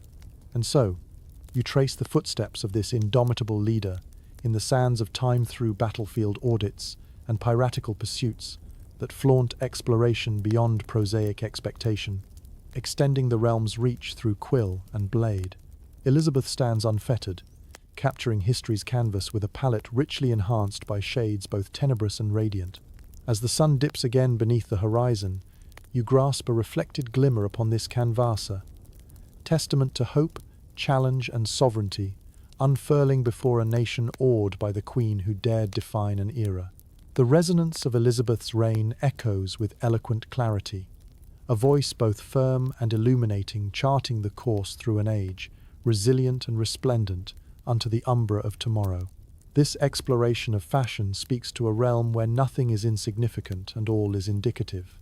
As a player in such a game, you understand that garments, accessories, and adornments form an intricate lexicon devised to evoke allegiance, shift perceptions, and solidify legacies. In the world of Mary and Elizabeth, even the lace of a cuff whispers intentions, the drape of a cloak commands respect, and the flash of a jewel conjures the convergence of vision and virtue. Embark further into this woven world, where the tendrils of silk and satin are laced with the threads of majesty and myth, each stitch a gesture, each pattern a proclamation. You find yourself transfixed, realizing that these elegant silks and priceless jewels, more than mere ornaments, are historical narratives draped across the ages, vibrant markers of identity, wrapped in layers of intention and legacy. Indeed, fashion transcends the physical, and in doing so, it crafts a narrative far richer than even the most opulent raiment telling a story you continue to unravel, stitch by imperial stitch, alongside the legendary figures it enshrines. As the buzz of the court unfolds into a symphony of fabrics, jewelry, and whispers, it becomes clear that fashion elaborate, ornate, and deliberate is not just a matter of personal adornment for Mary and Elizabeth, but an essential tool of political expression. Imagine yourself gliding through this world where the textures and colors of courtly attire shimmer like a tapestry of power, each thread tied to the unspoken language of influence and identity. Mary and Elizabeth wield fashion like a scepter, each detail chosen to convey meaning far beyond the intricate lace and lush velvets of their dresses. For them, each garment serves a dual purpose: personal expression blended seamlessly with political theatre, a way to communicate authority, taste, and often most crucially, allegiance. Step into the world of Mary, where her wardrobe choices reflect her deep devotion and determined legacy. Her attire is imbued with the rich solemnity of Catholic symbolism, hues of blue a nod to the Virgin Mary and deep crimson, symbolizing passion and sacrifice. The heavy embroidery on her gowns and the intricate motifs of devotion reflect her unwavering piety and resolve. Her appearance becomes a rich tapestry, echoing her aspirations to restore old faith and order, a walking testament to her mission. Historians still debate whether Mary's attire was as much an influence of her personal convictions as it was a deliberate counterpoint to the Protestant reformers surrounding her. Nevertheless, each appearance encapsulates a melding of regal intention and ecclesiastical tradition, weaving the narrative of faith's return into the very seams of her regal identity. Elizabeth, ever the enigmatic figure, transforms fashion into an art form rich with symbolism and personal myth-making. Her dresses, adorned with pearls the gems, likened to purity and wisdom, showcase her embodiment as both sovereign and muse. She masterfully employs wardrobe choices to articulate messages each shimmer in her gown, crafting a narrative only rivaled by the eloquence of her speeches. Consider the spectacle of Elizabeth garbed in a dress of gleaming white silk encrusted with jewels, her appearance not merely an aesthetic statement, but also a symbolic embodiment of peace and power, virgin priestess of sovereignty, unsullied by partisan ties. Her ruff's a signature of her reign frame, her face like a luminous halo, accentuating her royal visage and reminding all who glimpse her of the untouchable sanctity that bounds her public image. Even Elizabeth's refusal to age becomes a declaration of perpetual reign, where cosmetics alchemize dignity and perseverance amidst a backdrop of jewels and marabond silk. It's said that she uses a concoction of white lead and vinegar to maintain a moonlit complexion, though it likely does as much harm as enhancement. It's a reminder of artifice wielded as deftly as any speech timelessness fashioned in the glint of public intrigue. Together, Mary and Elizabeth masterfully choreograph their appearances, transforming their lives into a grand narrative, played out through personal expression and political statement grandizing motifs as crucial to governance as banners unfurling against Tudor wreaths. Since the colour and cut of their attire abides not merely as camouflage or pageant display, but rather a vibrant passage within their reign. For Elizabeth, sumptuous jewels adorning her throat and fingers project immortality and gracia, vigilant sword and tranquil balm in courts across Christian Europe. Her famous defeat of the Spanish Armada becomes iconic not just for its strategic brilliance, but for the triumph embodied in the fashions that mark the moment's Victoria gown woven with gold, reflecting England's triumphant resistance like sunlight across vast oceans. Imagine the court, abuzz with speculation and awe at each sartorial symbol, for every courtier is essential in decoding the messages sewn intricately into each robe, cape, and collar. The court's secretions are animated by these sartorial choice, each garment a code encouraging homage, and each queen a muse, inspiring artistic allegiance on the stage of history. At length, Historical accounts of Elizabeth's wardrobe sumptuously echo down the halls the gowns a perennial truth, vivid vignettes carrying whispers of timelessness and mystery, of power and perception woven deftly into the fabric of Tudor legacy. Your tour through these opulent adornments and their meanings is complete. As lamps dim in reverent resignation to cloak and crown, you fathom how these majestic artifices transform sovereign sphericit is kingsmanship, imbued with cadence and cloth, a tribute to vision amid the pulse of destiny, a force magnified, yet even secured, amidst the enclosing shadows that fringe the long halls and banquet ceilings. And so the night's curtain draws, settling like a silken sheet upon visions invoked by queens laid bare, woven anew in shrouds of regal transmutation, the artistry of fashion crafted into destiny's dance upon fragile, unfathomable dreams. As the soft murmur of voices mingles with the rustle of silk and the clinking of goblets, you find yourself immersed in the world of Tudor rumours and reputation, where whispers carry significant weight and a carefully placed word can shift the axis of power. In the courtly atmosphere, teeming with intrigue and speculation, rumours become both currency and weapon, shaping lives and legacies with an ease that belies their ethereal origins. Imagine Mary and Elizabeth navigating these turbulent waters, where reputation is as mutable as the winds that sweep through the palace corridors. Each sister must contend with the fleeting yet formidable power of gossip, aware that their very identities are built from the myriad tales spun in hushed voices behind closed doors. In a world where appearance and perception can dominate actuality, managing rumours becomes an art form which Mary and Elizabeth must master to steer their reins. For Mary, the challenge lies in combating both the adoration and animosity of those around her. Her devout intentions are often misconstrued through stories that echo with both reverence and reproach. The nickname Bloody Mary serves as a stark illustration of this, an appellation that paints her in a shade far darker than she might have chosen for herself. Historians still argue whether the title was solely a product of Protestant propaganda or a reflection of the fear she genuinely inspired, yet it remains inescapably linked to her legacy. Mary's task is a monumental understriving to overcome the clouds that persistently shadow her intentions. You can feel the seriousness of her undertaking as she works to transform negative perceptions through acts of piety and demonstrations of strength. In a time where the very fibre of belief defined identity, she battles not only external threats but the internal ones leveraged by those with vested interests in seeing her reign curtailed.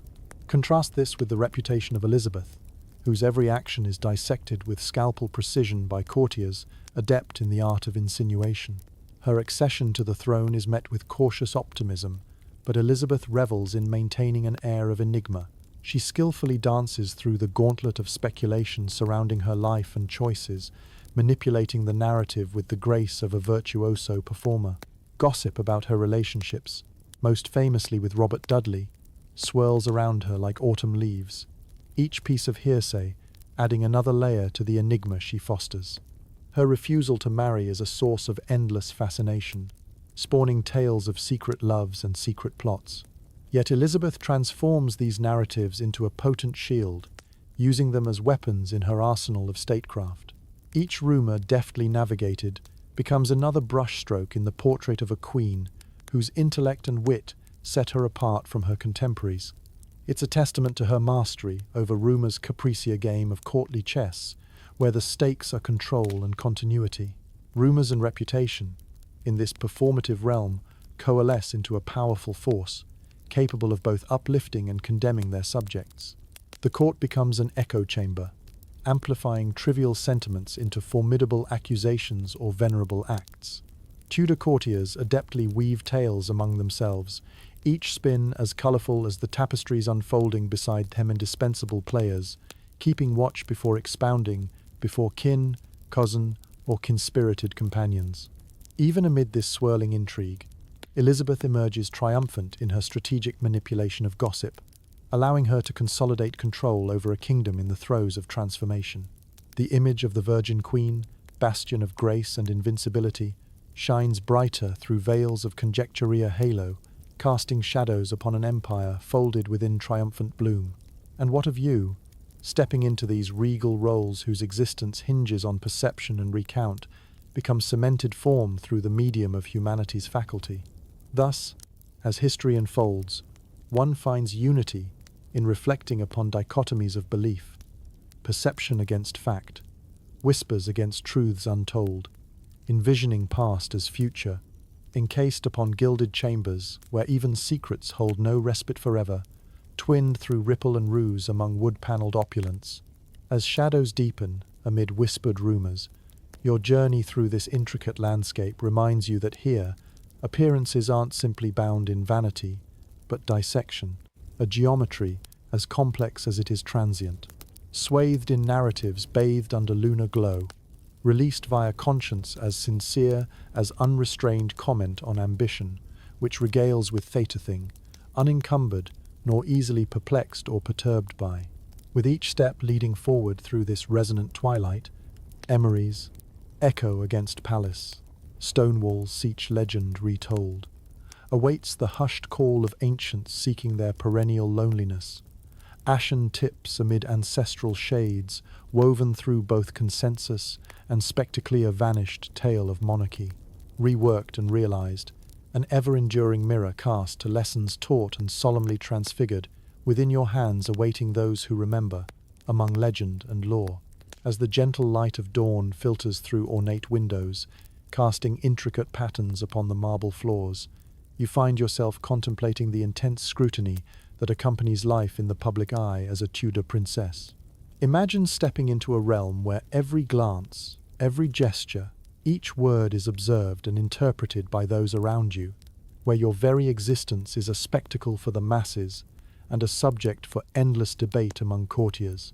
The existence of Mary and Elizabeth is one marked by constant observation, where privacy is a rare luxury and even the most mundane aspects of life are subject to gossip and speculation.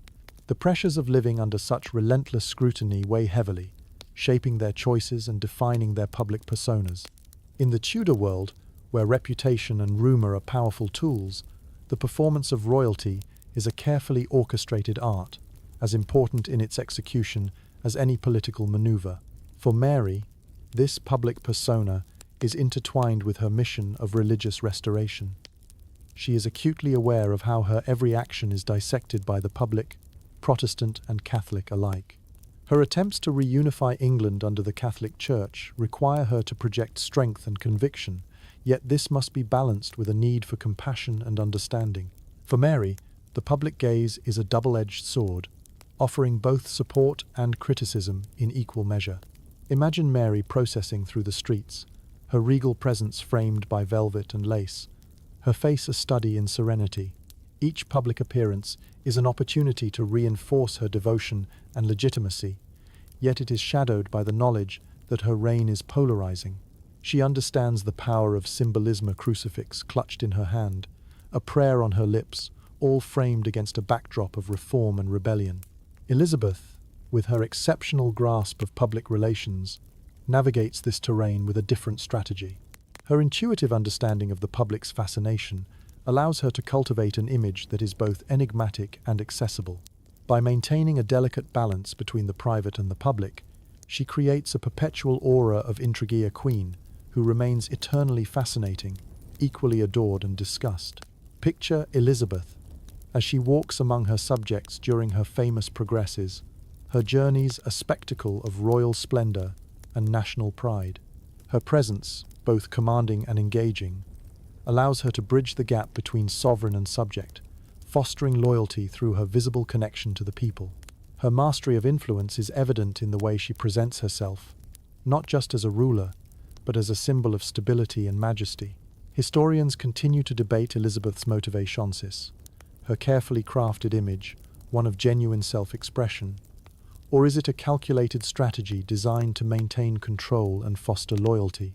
It's a dynamic tandem rendered moot by the deliberate efficacy and erudition by which she orchestrates sovereign visibility onto the vast canvas of culture and court. Yet beneath the polished veneer lies the reality of life in the spotlight, life where personal moments become public exhibits, and decisions made are not solely the Queen's own to ponder.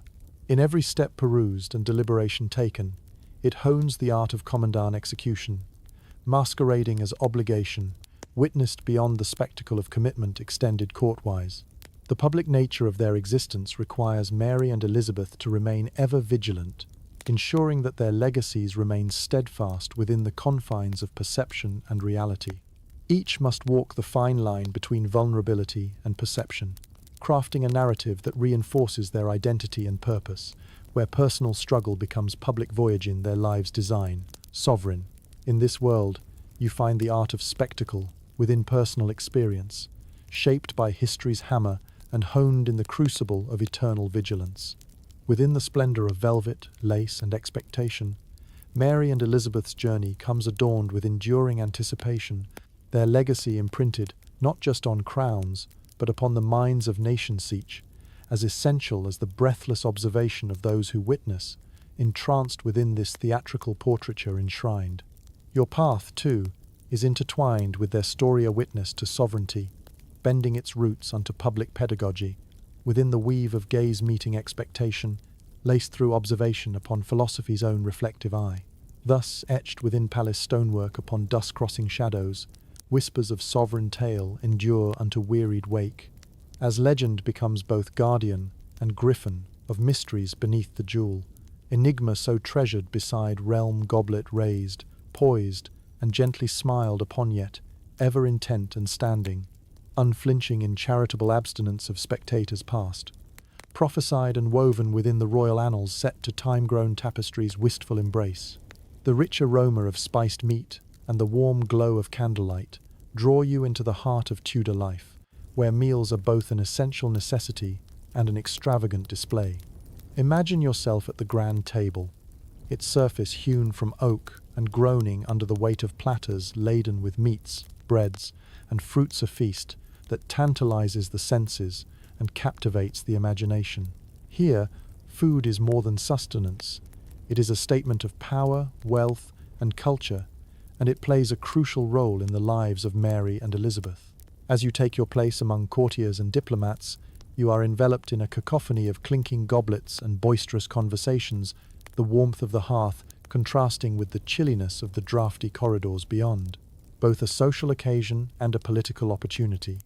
Dining in the Tudor courts is an affair conducted with ritualistic precision, where seating arrangements and subtle gestures convey as much as the words spoken between bites.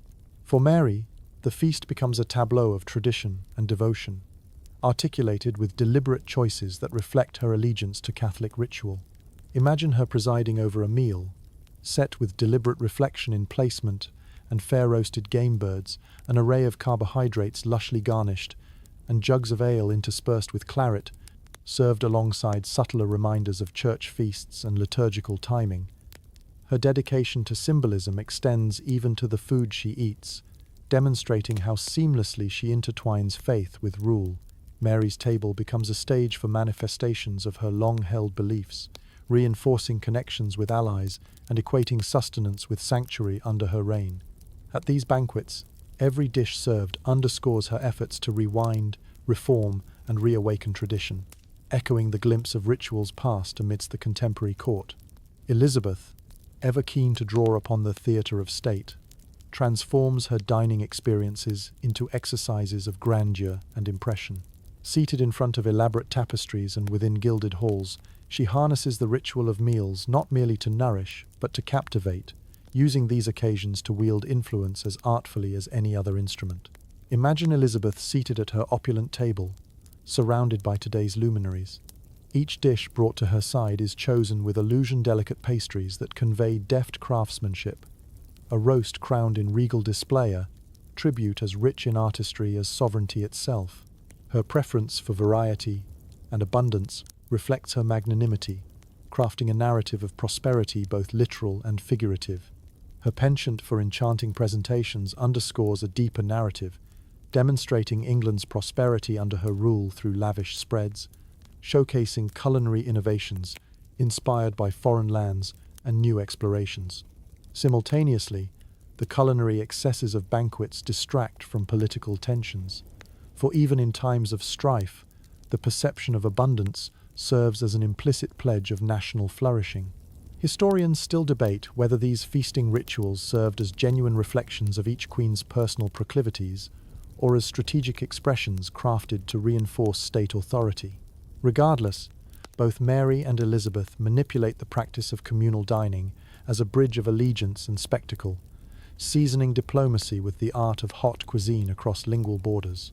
Beyond mere nourishment, dining in the Tudor courts provides crucial opportunities to reinforce alliances and project declarations to all who dine. Each plate, carried by skilled hands, imparts a silent messenger, culinary missive, spanning sovereign and society, reiterating the equilibrium between governance and gastronomy. As the evening draws to a close, and the embers of conversation glimmer against waxen trails, you come to realize how meals in the Tudor era are narratives plated upon tables rich with context. This fusion of sustenance and ceremony sustains more than physical hunger. It transcends boundaries as an entree unto cultural convergence, consummate collisions shared among confidants, vassals, and royal retinues. From Mary's devout dedication to Elizabeth's theatrical displays, dining encapsulates a queen's vision, issuing hearty stories beneath silver domes unto eternity. Enveloped within these confluences of taste, diplomacy, and spectacle, you stand amidst legends reborn in supper's earnest grasp. The meal's closing reprises, however, mark not an end but a diaphanous indulgence of time, against palates longing the sweet essence of mysteries, untold, woven into the intonation of resonance emboldened, aware of earth's bounty among chambered spheres that gold nor taste exhausted. Witnessed within this sumptuous world, every table graces an engraved etude of legacy portrayals abided and summoned unto monarch's meticulous affection, taste unveiling tales ever lengthened against the gust of history's ethereal feast. As the sun dips below the horizon and casts shadows that dance across the gilded halls of a Tudor palace, you find yourself drawn into the complex and deeply personal narrative of Mary's marriage to Philip of Spain. This union, while rooted in political strategy, is imbued with a passionate devotion that speaks to Mary's heart as well as her crown. For Mary, this marriage is not only a personal alliance, but a cornerstone of her mission to align England more closely with Catholic Europe and secure a much-coveted restoration of religious unity. Imagine the anticipation and apprehension as Mary prepares to welcome Philip, the man she has chosen to stand beside her, both as consort and comrade. This marriage, promising both personal fulfillment and political strength, carries with it hopes and dreams bound together by the weight of royal expectation. As you walk through the corridors, adorned with portraits of past monarchs, you feel the gravity of tradition resting heavy upon every gilded frame, each whisper of history demanding its acknowledgement. The July day of their wedding is marked by a solemn grandeur that befits a queen whose aspirations extend beyond mere sovereignty to a legacy ordained by faith. The ceremony, infused with the splendor of Catholic ritual, is more than a simple exchange of vows. It is a proclamation to the world that Mary, and by extension England, stands committed to a shared Catholic path. The marriage unites two significant powers binding Spanish influence with English resolve in a tapestry of dynastic ambition. Yet, the euphoria accompanying this union is fleeting amidst the uncertainties shadowing its promise. Onlookers murmur with speculation about what may come from Philip, a powerful yet enigmatic prince. Will he be a supportive partner, a dominant force, or a distant figurehead in the narrative of England's future? For Mary, whose heart is truly invested, the stakes are both emotionally and politically monumental. Historians continue to debate whether the marriage's alliance outweighed its burdens, but what emerges with clarity is the blending of personal desire with public duty. Here is a queen reaching towards the future she envisions, seeking in Philip a partner who mirrors her devotion both to their faith and to the sovereign tasks ahead. Her resolve to share her throne with Philip is marked by an authentic yearning for connection amid the high walls of isolated rule. The public's response to Philip's arrival reflects this tension between hope and apprehension. While Mary's heart yearns for solidarity, her people harbour a wariness of foreign influence. The marriage exacerbates existing fears of papal dominance and Spanish control, casting a shadow over the hopes woven into its fabric.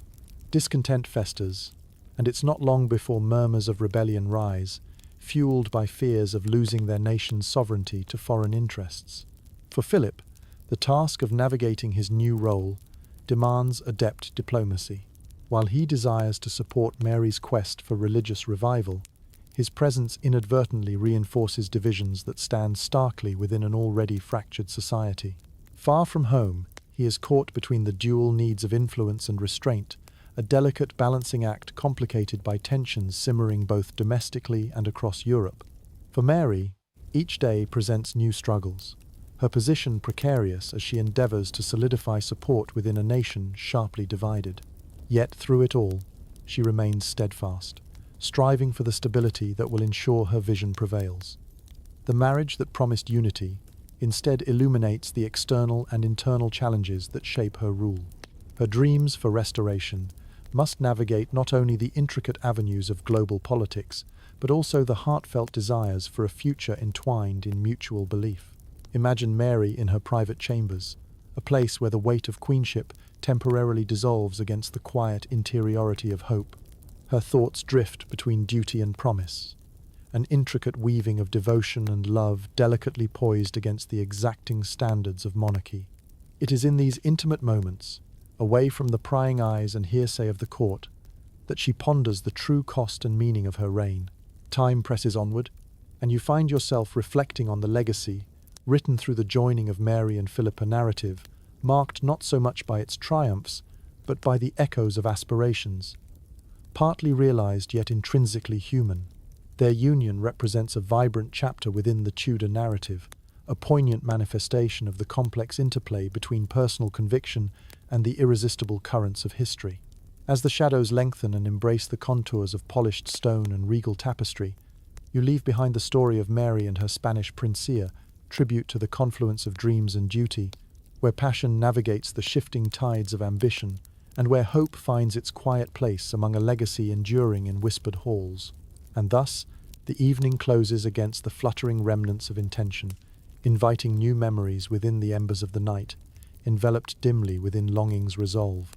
As the sun casts its golden embrace across the richly adorned chambers of Elizabeth's court, you glimpse the delicate balancing act she performs, daily juggling suitors, courtiers, and the intricate demands of statecraft with a finesse that is at once regal and intensely personal.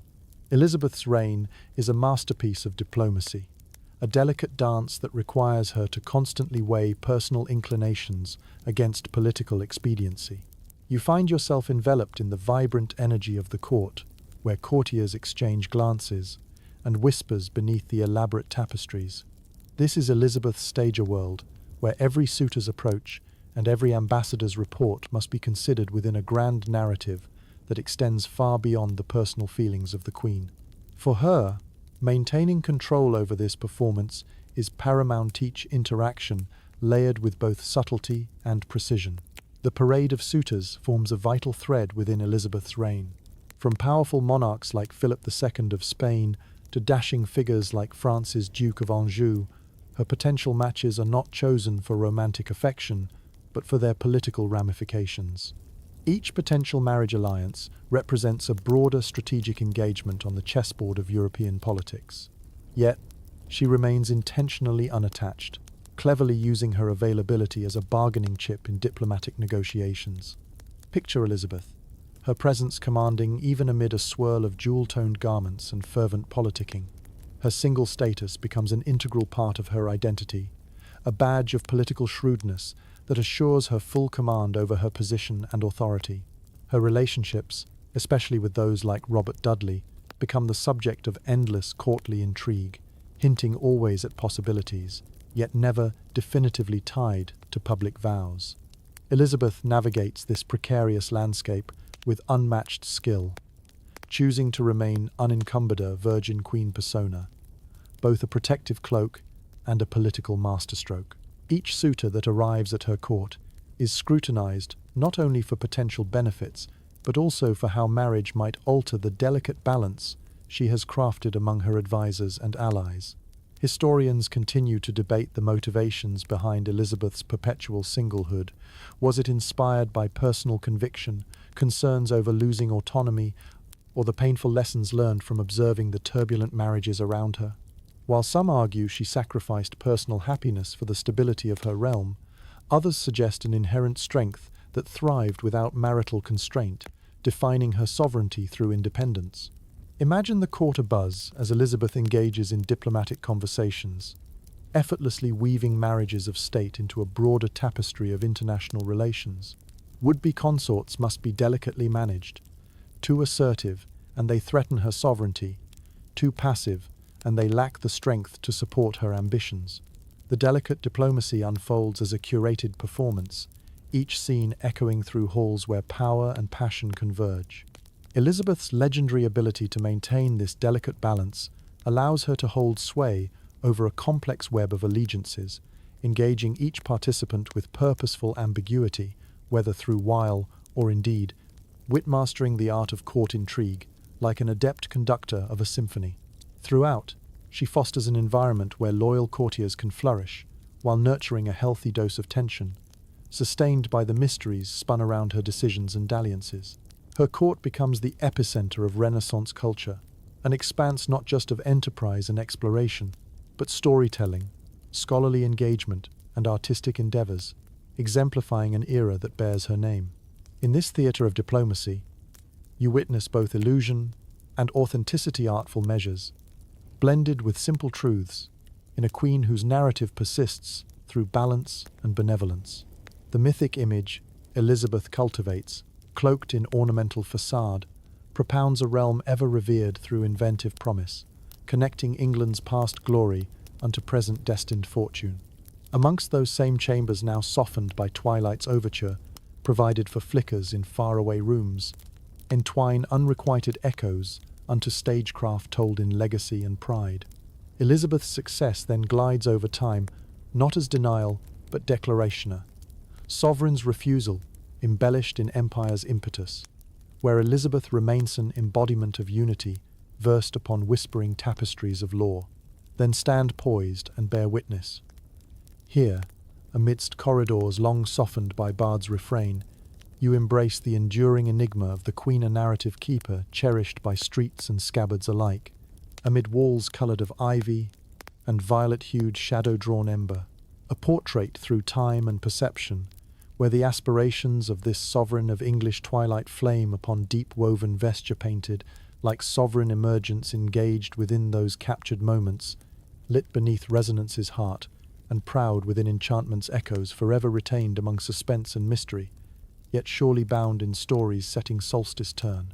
As the misty veil of early morning lifts from the lush hills and valleys of Tudor England, you find yourself amid the tensions and alliances that define the northern border, feeling the palpable strain between Elizabeth's England and the intriguing realm of Scotland. This border region, marked by centuries of skirmishes and uneasy truces, is more than just a line dividing land. It represents a complex web of familial ties, political maneuverings, and deep-seated animosities. Elizabeth's relationship with Scotland is fraught with intrigue, shaped by the enigmatic figure of Mary, Queen of Scots. Imagine the delicate diplomacy required as Elizabeth navigates this relationship, balancing the precariousness of familial bonds against the stern realities of political necessity. With both queens laying claim to lineage, the tension between them is emblematic of the broader struggles that engulf their respective nations. The rivalry with Mary, Queen of Scots, unfolds like an intricate tapestry woven with threads of religion, succession, and sovereign legitimacy. As cousins, both Elizabeth and Mary carry the weight of their shared heritage, yet their paths diverge dramatically amidst the backdrop of religious reformation and political upheaval. While Elizabeth embodies the Protestant establishment, Mary is seen as the Catholic alternative, a symbol to both the hopeful and the wary within their realms. Elizabeth's policy towards Scotland is infused with caution, marked by periods of negotiation interspersed with sharp opposition. The complex relationship between these two queens often pivots on a knife's edge, fraught with diplomatic overtures and shadowy plots that unravel within the corridors of power. Elizabeth's court buzzes with news from the north, where alliances shift as frequently as the winds across the moors. The tension heightens as Mary's claim to the English throne is supported by Catholic factions, posing a constant threat to Elizabeth's rule. Here, amidst the intertwined identities of kinship and sovereignty, Elizabeth must decide how to counter the danger without inciting further unrest that might unsettle her reign. Imagine her considering the delicate balancing act required to maintain peace along the Scottish border while ensuring the security of her crown. Historians still discuss the subtleties of Elizabeth's approach toward Maria, mixture of restraint and assertiveness that seeks to neutralize the threat while maintaining a semblance of diplomatic decorum.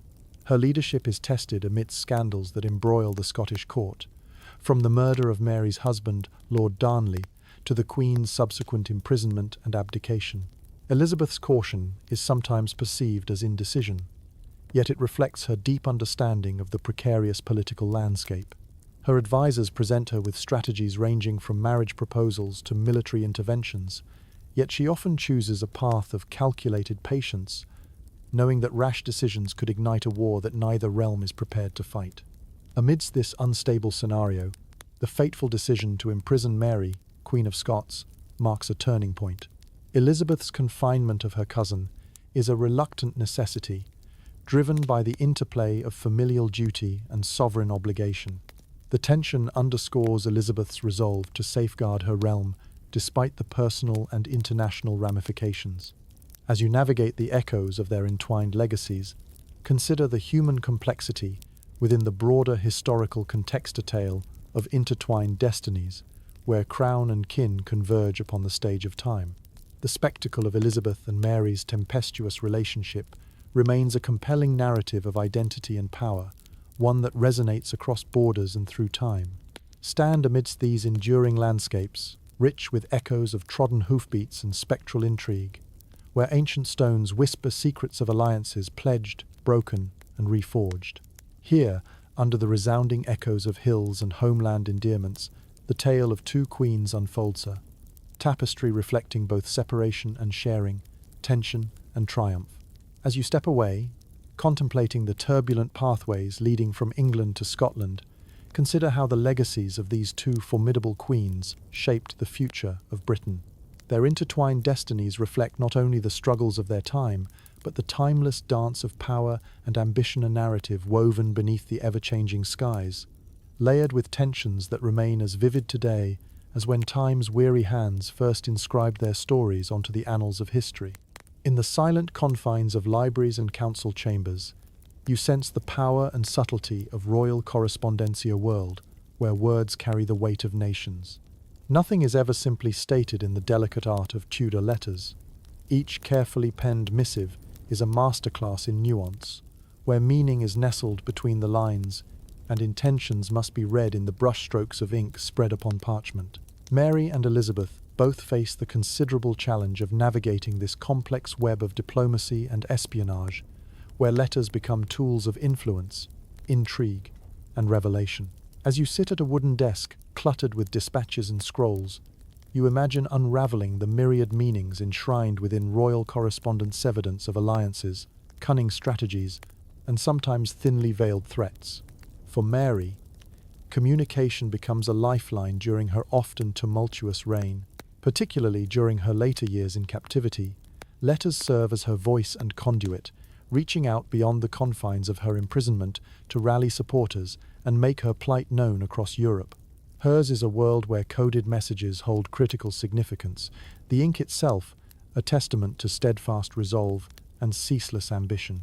The tenuous lines traced by Mary's pen carry appeals for aid, assurances of faith, and promises of alliance correspondence that documents her unyielding quest for freedom and restoration.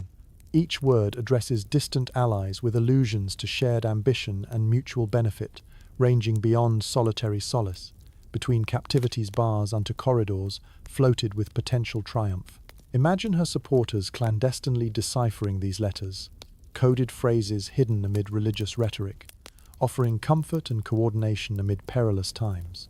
Her exchanges serve as beacons of hope, aiming to spark the decisive action sought by those eager to see the Catholic monarchy restored in England.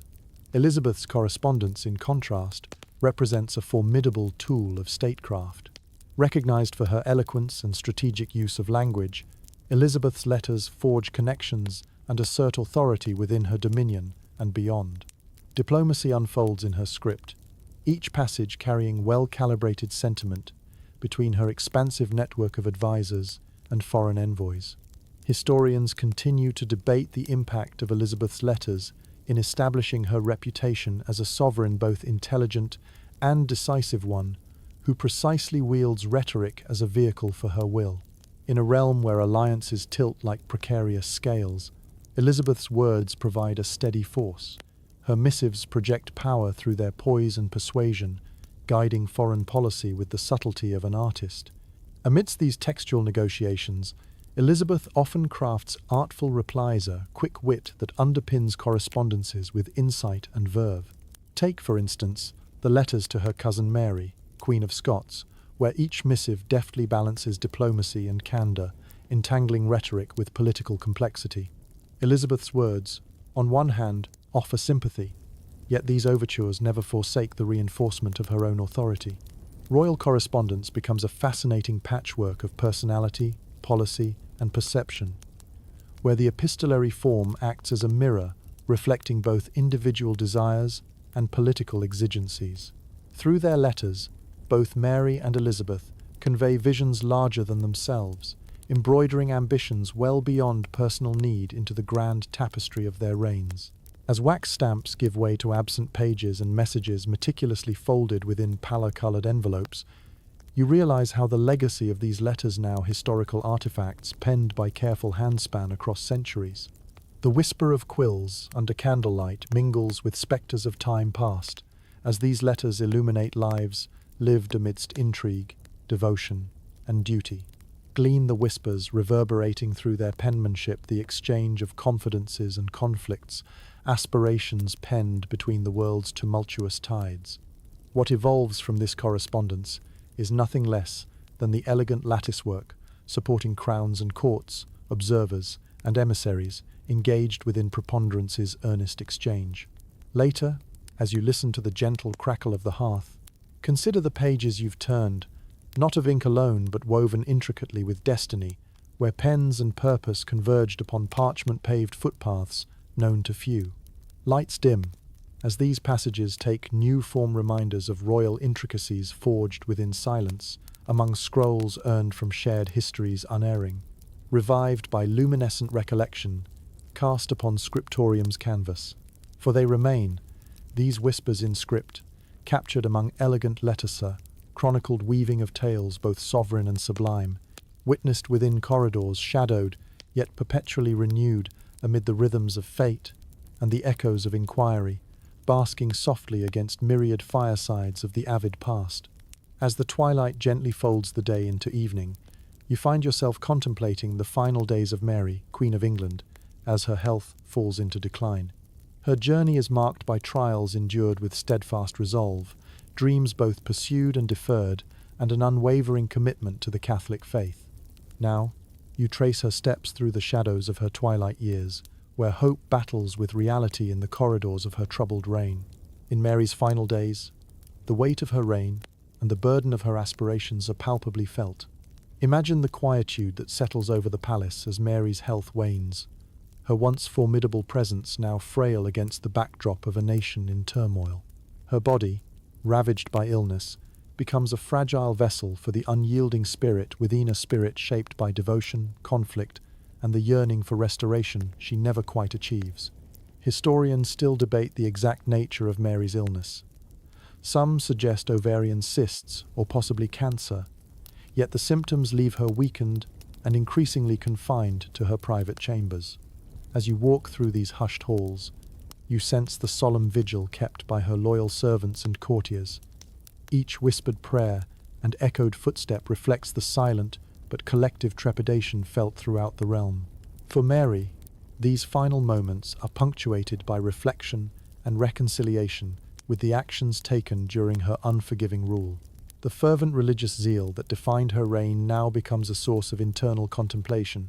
Did her measures bring the harmony she so deeply sought, or merely add to the division she wished to heal? In the whispered exchanges of her closest confidants, you discern the complex legacy of a monarch who ruled with conviction, yet whose vision often faltered against the realities of political power and public dissent. As her health declines, Mary finds herself contemplating the nature of her impact on a realm struggling to reconcile the dissonance between belief and governance. Imagine her prayerfully considering the path she has walked as a daughter of Henry VIII and Catherine of Aragon and heir, whose life was shaped by the tectonic shifts within her father's dynasty. Her reign stands as a testament to the burdens she inherited and the indomitable will to turn back the religious tide that once alienated her. Yet there also lies within her reflection a stoic acceptance of the unexpected trajectory charted by fate introspection that surfaces amid conversations cloaked within velvet-draped chambers where decisions were once unwaveringly made. The introspective humility hints at awareness that her legacy remains a nuanced tapestry of faith, fortitude, and forgiveness woven with empathy's thread beyond imposed perception. As her life starts to fade, she summons Elizabeth to her side, a poignant and somewhat reconciling moment. Historians capture various interpretations of this final meeting. Did it signify a reluctant passing of the torch, a gesture toward unity amid enduring discord, or an acknowledgement of their shared lineage caught within destiny's weave? Regardless, it marks the last chapter in a narrative heavy with expectation, ambition, and the weight of a crown yet uncovered. Mary's final wishes reflect her deepest convictions, a recognition that the future, though uncertain, remains a conduit for hope, perseverance, and transformation beyond her own reign. Her significant dowry, earmarked for the poor, and the distribution of her treasures among her servants, speak to the compassion that intermingles with sovereign pressure, the elements wreathed with love's enduring appeal despite trials. As Mary's reign reaches its denouement, the palace and its people are on the cusp of another dawn, where the sun will rise not only on an England evolving yet further in spirit, but on those memories of a queen perpetually devoted, yet humanly flawed a legacy, wrapped within dreams, mourned, awaited, and remembered. In this twilight, amid stillness and profound pause, your own reflections on Mary's passage illuminate the tensions and triumphs inherent within the human condition. Her life, whilst concluding one chapter, unveils vistas yet to be traversed, written through sorrows shared, upon time's bound pages. And so, with nightfall embracing the realm, these final moments bear witness to the twilight of a monarcha queen whose life's tapestry is resplendent with resilience and retreat, unfurling upon history's stage in tranquility's genteel breath, liminal and luminous above the echoes of the pastel, seen unto the tender compass of time, where moments reborn within longer stained reflections resolve their patience, within tears in rise, enduring past silence's close. As dawn's light begins to touch the spires and turrets of Tudor England, you turn to the longevity of Elizabeth's reign period, blessed by both the favour of fortune and the sovereign's strategic insight. Elizabeth, unlike her sister Mary, remains enigmatic and resolute, her rule stretching across decades, encompassing an era marked by cultural vibrancy and political sagacity. Her sustained leadership becomes emblematic of stability, where the promise of continuity is matched only by the adept mastery with which she navigates each challenge. Imagine Elizabeth in her later years, her red hair now, a pale echo of the vibrant hue it once proudly bore, yet her intellect and resolve remain as sharp as ever, carving an indelible mark upon the annals of history. Portraits capture a queen cloaked in splendor, adorned in gowns of rich embroidery and jewels, each image a testament to the sophistication and power she wields. Elizabeth's longevity as queen is not solely a result of her strategic marriages or astute diplomacy. Instead, it is infused with her understanding of the essence of her monarchia, blend of personal charisma and calculated statecraft that forges a connection with her people, creating a tapestry of shared identity woven through art, exploration, and culture. Imagine her private galleries and chambers resplendent with gifts of treasures brought back from the far reaches of the world, symbols of England's burgeoning global presence, and her own expansive vision. Her steady leash upon the reins of state ensures the flourishing of the English Renaissance, where the arts, literature, and exploration touch new heights. Prominent courtiers and playwrights, inspired by the stability she offers, create works that resonate through the centuries. Within the walls of her court, the likes of Shakespeare and Marlowe pen dramas that capture the human condition, bequeathing a heritage of intellectual and artistic brilliance. Historians still examine whether Elizabeth's careful balancing act, their ability to bind together power, pageantry, and patronage was intentionally designed to extend beyond her reign, shaping a legacy that would endure in the collective consciousness of the English nation for generations to come. Her mastery of monarchical endurance becomes evident in the careful nurturing of these cultural endeavours, each advancement underpinned by her foresight and impeccable judgment. Yet, within the splendour and success that define her sovereignty, Elizabeth remains intensely aware of the fragility hidden beneath her reign's apparent invulnerability. Her ability to maintain control and unity within her kingdom is counterbalanced by the exigencies of foreign threats and domestic ambition. She retains her awareness that even the most powerful monarch is at the mercy of currents both unpredictable and unstoppably, knowledge illuminating the solitude, often accompanying her crown. In these twilight years, Elizabeth imagines a legacy not solely defined by politics or conquest, but by the spirit imbued within her Rulian era, marked by its exploration and expansion, the human endeavour unfurled upon distant shores, emblematic of new possibilities born from discovery's embrace. Such reflections lend her reign a visionary sweep, transcending the historical moment and opening gateways unto horizons untold. Consider Elizabeth in these later years, host to her own reflections, a balance of satisfaction and contemplation. Her correspondence, once filled with fervent diplomacy and ties forged from necessity, now bears the trademarks of poignant wisdom, a queen, recognizing the approach of dusk, yet steeled by awareness of dawn's emergence beyond. With no direct heir to anchor her ambition, Elizabeth faces the end of her life contemplating the future without the assurances of bloodlines typically connecting past and present. Her steadfast determination to protect England and her legacy blossoms anew in these final days, quiet yet deliberate as waves beneath unyielding moonlight. As you linger in the echoes of this sovereign's grand stage, where her life unfurls among whispered shadows and vivid glories, you recognize Elizabeth's enduring vision, a nation that stands renewed in spirit, youthful and poised amid elder queens' repose within sovereign entities' permanence.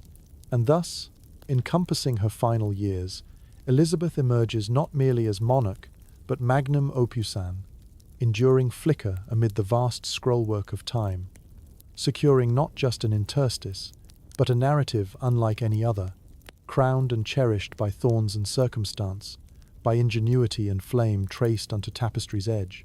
Here, beneath the overlay of twilight illumination, Elizabeth's enduring legacy remains, enshrined time's reflection, balancing on necessity's eternal bridge, as whispers rise and proudly salute the canvas woven through her reign. Eternally entwined within destiny's telling, she abides amongst the accounts once born and remembered, the memory adored within temporal bloom past sorrows descent illumined, within the resonance of her realms reaching thieves unseen, and impassioned songs both sung and unsung with glory's continuance implied. As the whispers of the past flutter through the hallowed halls and dimly lit chambers, you find yourself contemplating the mystique and myths that have enveloped Mary and Elizabeth, transforming them into larger-than-life figures of legend.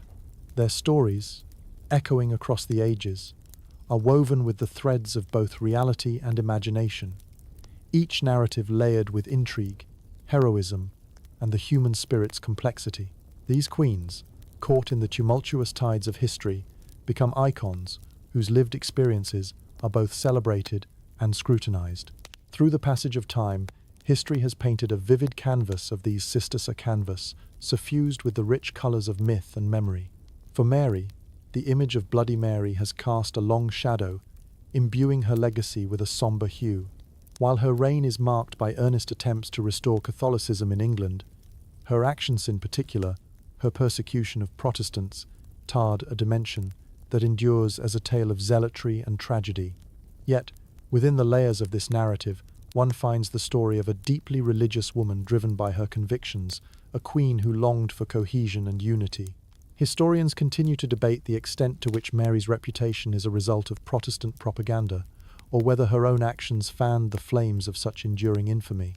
The reality is likely a blend of both, a tapestry woven through deeds and perceptions, where authenticity is forever entangled with interpretation. On the other hand, Elizabeth's reign emerges from the mists of time as a golden age, enveloped by narratives of prosperity, exploration, and artistic flourish. The Virgin Queen remains a figure whose myth is built upon the paradox of power and purity a sovereign, whose decisions were as strategic as they were charismatic, allowing her to guide England through an era of unprecedented change and achievement. Elizabeth's mystique is perpetuated through stories of her astute diplomacy, her theatrical flair, and the towering intellect that defined her rule. Her image, cultivated with care and precision, stands as a testament to her skill in shaping her narrative, ensuring that her place in history was cemented not only in policy but in perception. Her legacy is one of transformative impact, where the romance of the Elizabethan age continues to captivate and inspire. Imagine these legends as they unfold within the mind's eye, montage of moments entwining both sisters in a timeless dance across the stage of history. As Mary fades into the shadows, beset by visions of sacrifice and reconciliation, Elizabeth strides forth in radiant light, casting a long and luminous legacy that speaks to the triumphs and tribulations of sovereign duty. Yet, both queens are rendered not as simple caricatures, but as complex individuals, shaped by their circumstances, flesh and blood, interwoven with mythos, their lives marking the confluence of personal aspirations and public significance. The stories speak not just of crowns and creeds, but of the universal human journey, fraught with hope, conflict, and resilience. As you consider Mary and Elizabeth resting within the pages of history, their stories transliterate upon stone walls that echo back the timeless euphony of destiny. You grasp how myth and reality converge in the swirls of time, a tapestry that remains unfurled across the continuum of understanding, artful embellishments casting shadows and silhouettes alike. In each narrative iteration whispered by time, Mary and Elizabeth reveal dimensions both profound and unparalleled, an unbroken mosaic of legacy, reinterpreted through the eyes of each succeeding age. They convoke contemplation on the elasticity of truth, wherein each thread of memory vibrates uniquely within legend's loom. And so, as you ponder these histories marked upon the parchment of ages, you perceive not the ghosts of queens past, but vibrant spirits immortalized within legacia, spectrum of myth and memory, woven through the human heart's timeless vista, whispered to life, and prophesied beyond night's shadow, ever adorned in perpetual myth, where stories arise, illuminated by starlit gaze across the canvassed firmament of time unending. As the stories unfold on the stage of history, you find yourself drawn to the intricate legacies left by Mary and Elizabeth, legacies that resonate beyond the confines of their respective reigns, enduring through centuries to impact the broader tapestry of human experience. While each sister faced her own distinct challenges, their influences ripple through time, shaping not only their world, but also how future generations perceive women in power and the potential for transformation and renaissance.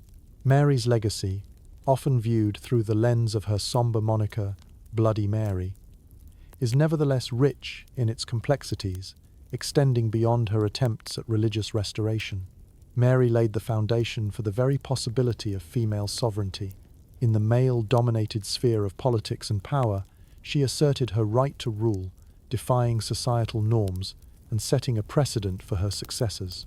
Despite her struggles and the deep-set challenges she faced, Mary's reign was a critical milestone in defining England's acceptance of female rulers, symbolizing not merely a cautionary tale, but a narrative of corrective pietism and resilience. In Mary's shadow stands Elizabeth, whose legacy captures the imagination with an enduring vibrancy that echoes the flourishing of the arts, culture, and global expansion during her reign. Known as the Elizabethan era, this period witnessed monumental advancements in exploration, the flourishing of commerce, and a renaissance in literature and the arts, an artistic and cultural bloom that would inspire countless generations. The theatre thrived, with playwrights like William Shakespeare bringing the richness of human emotion and storytelling to life, their works providing timeless reflections on the human condition. Elizabeth's deft hand in politics created a strong, centralized state, fostering a sense of national identity that buoyed England's influence across the globe. It's said that she possessed the heart and stomach of a king, steering her nation through minefields of diplomacy and warfare with resolute mastery. Her policy of cautious engagement and measured aggression allowed England to navigate the turbulent waters of European geopolitics, from the threat of the Spanish Armada to the complexities of internal religious strife. Her legacy is revered not just for the strength of her rule, but for the vision she instilled a world where a queen, empowered by her intellect and unconstrained by marriage, crafted a nation whose splendor was unmatched in its time. Elizabeth remains an exemplar of female empowerment, her rule inspiring a lineage of women leaders to embrace both wit and wisdom in steering the courses of their own realms. Yet beyond the crowns and councils, the deeper legacy of both Mary and Elizabeth lies in their enduring impact on the perception of female monarchs.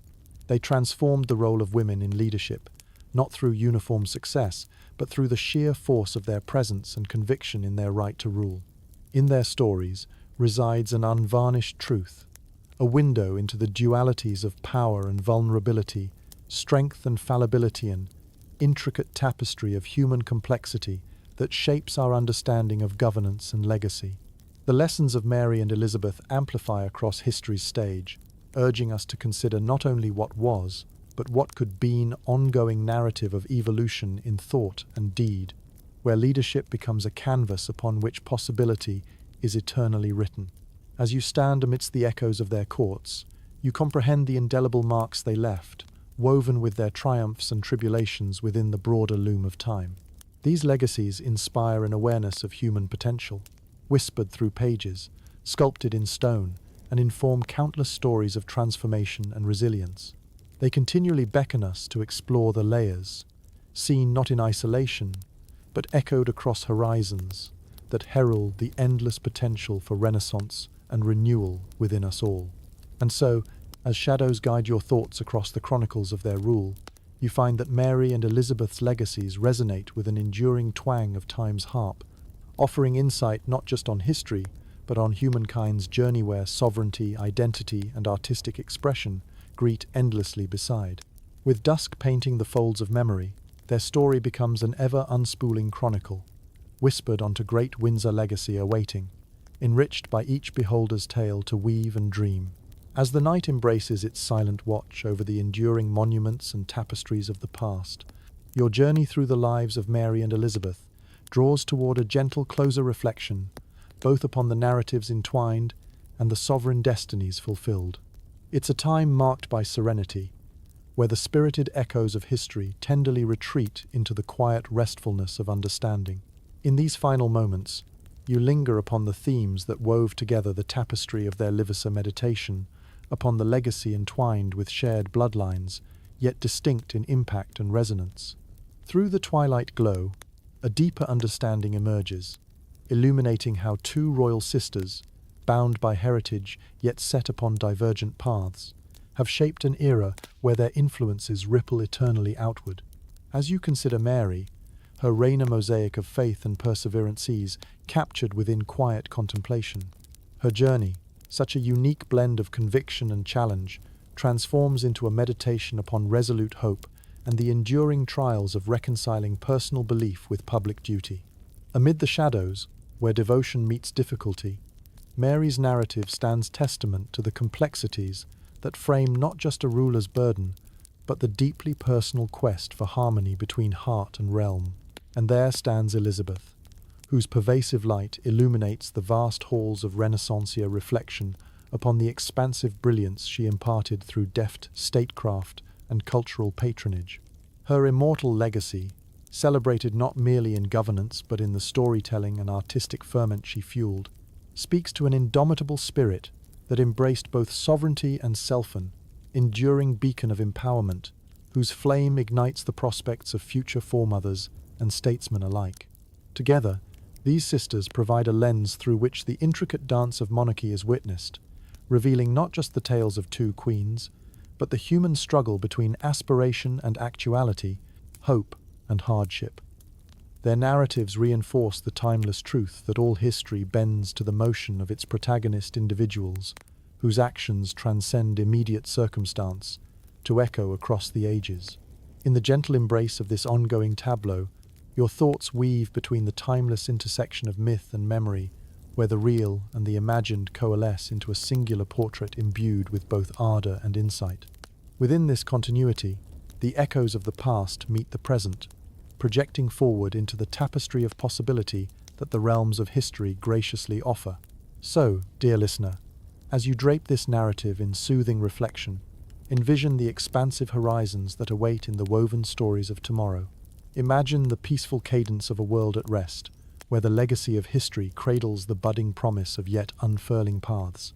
Mary and Elizabeth's lives remind us that in navigating the labyrinth of time, each of us bears the potential to shape narratives that resonate far beyond our own. Settle now into the gentle stillness of night, a sanctuary, where stories whispered across the centuries fold into a symphony of dreams. Let the quiet murmur of history blend seamlessly with the rhythm of your breath, a testament to the enduring lullaby that cradles humanity within its tender embrace. Sweet dreams.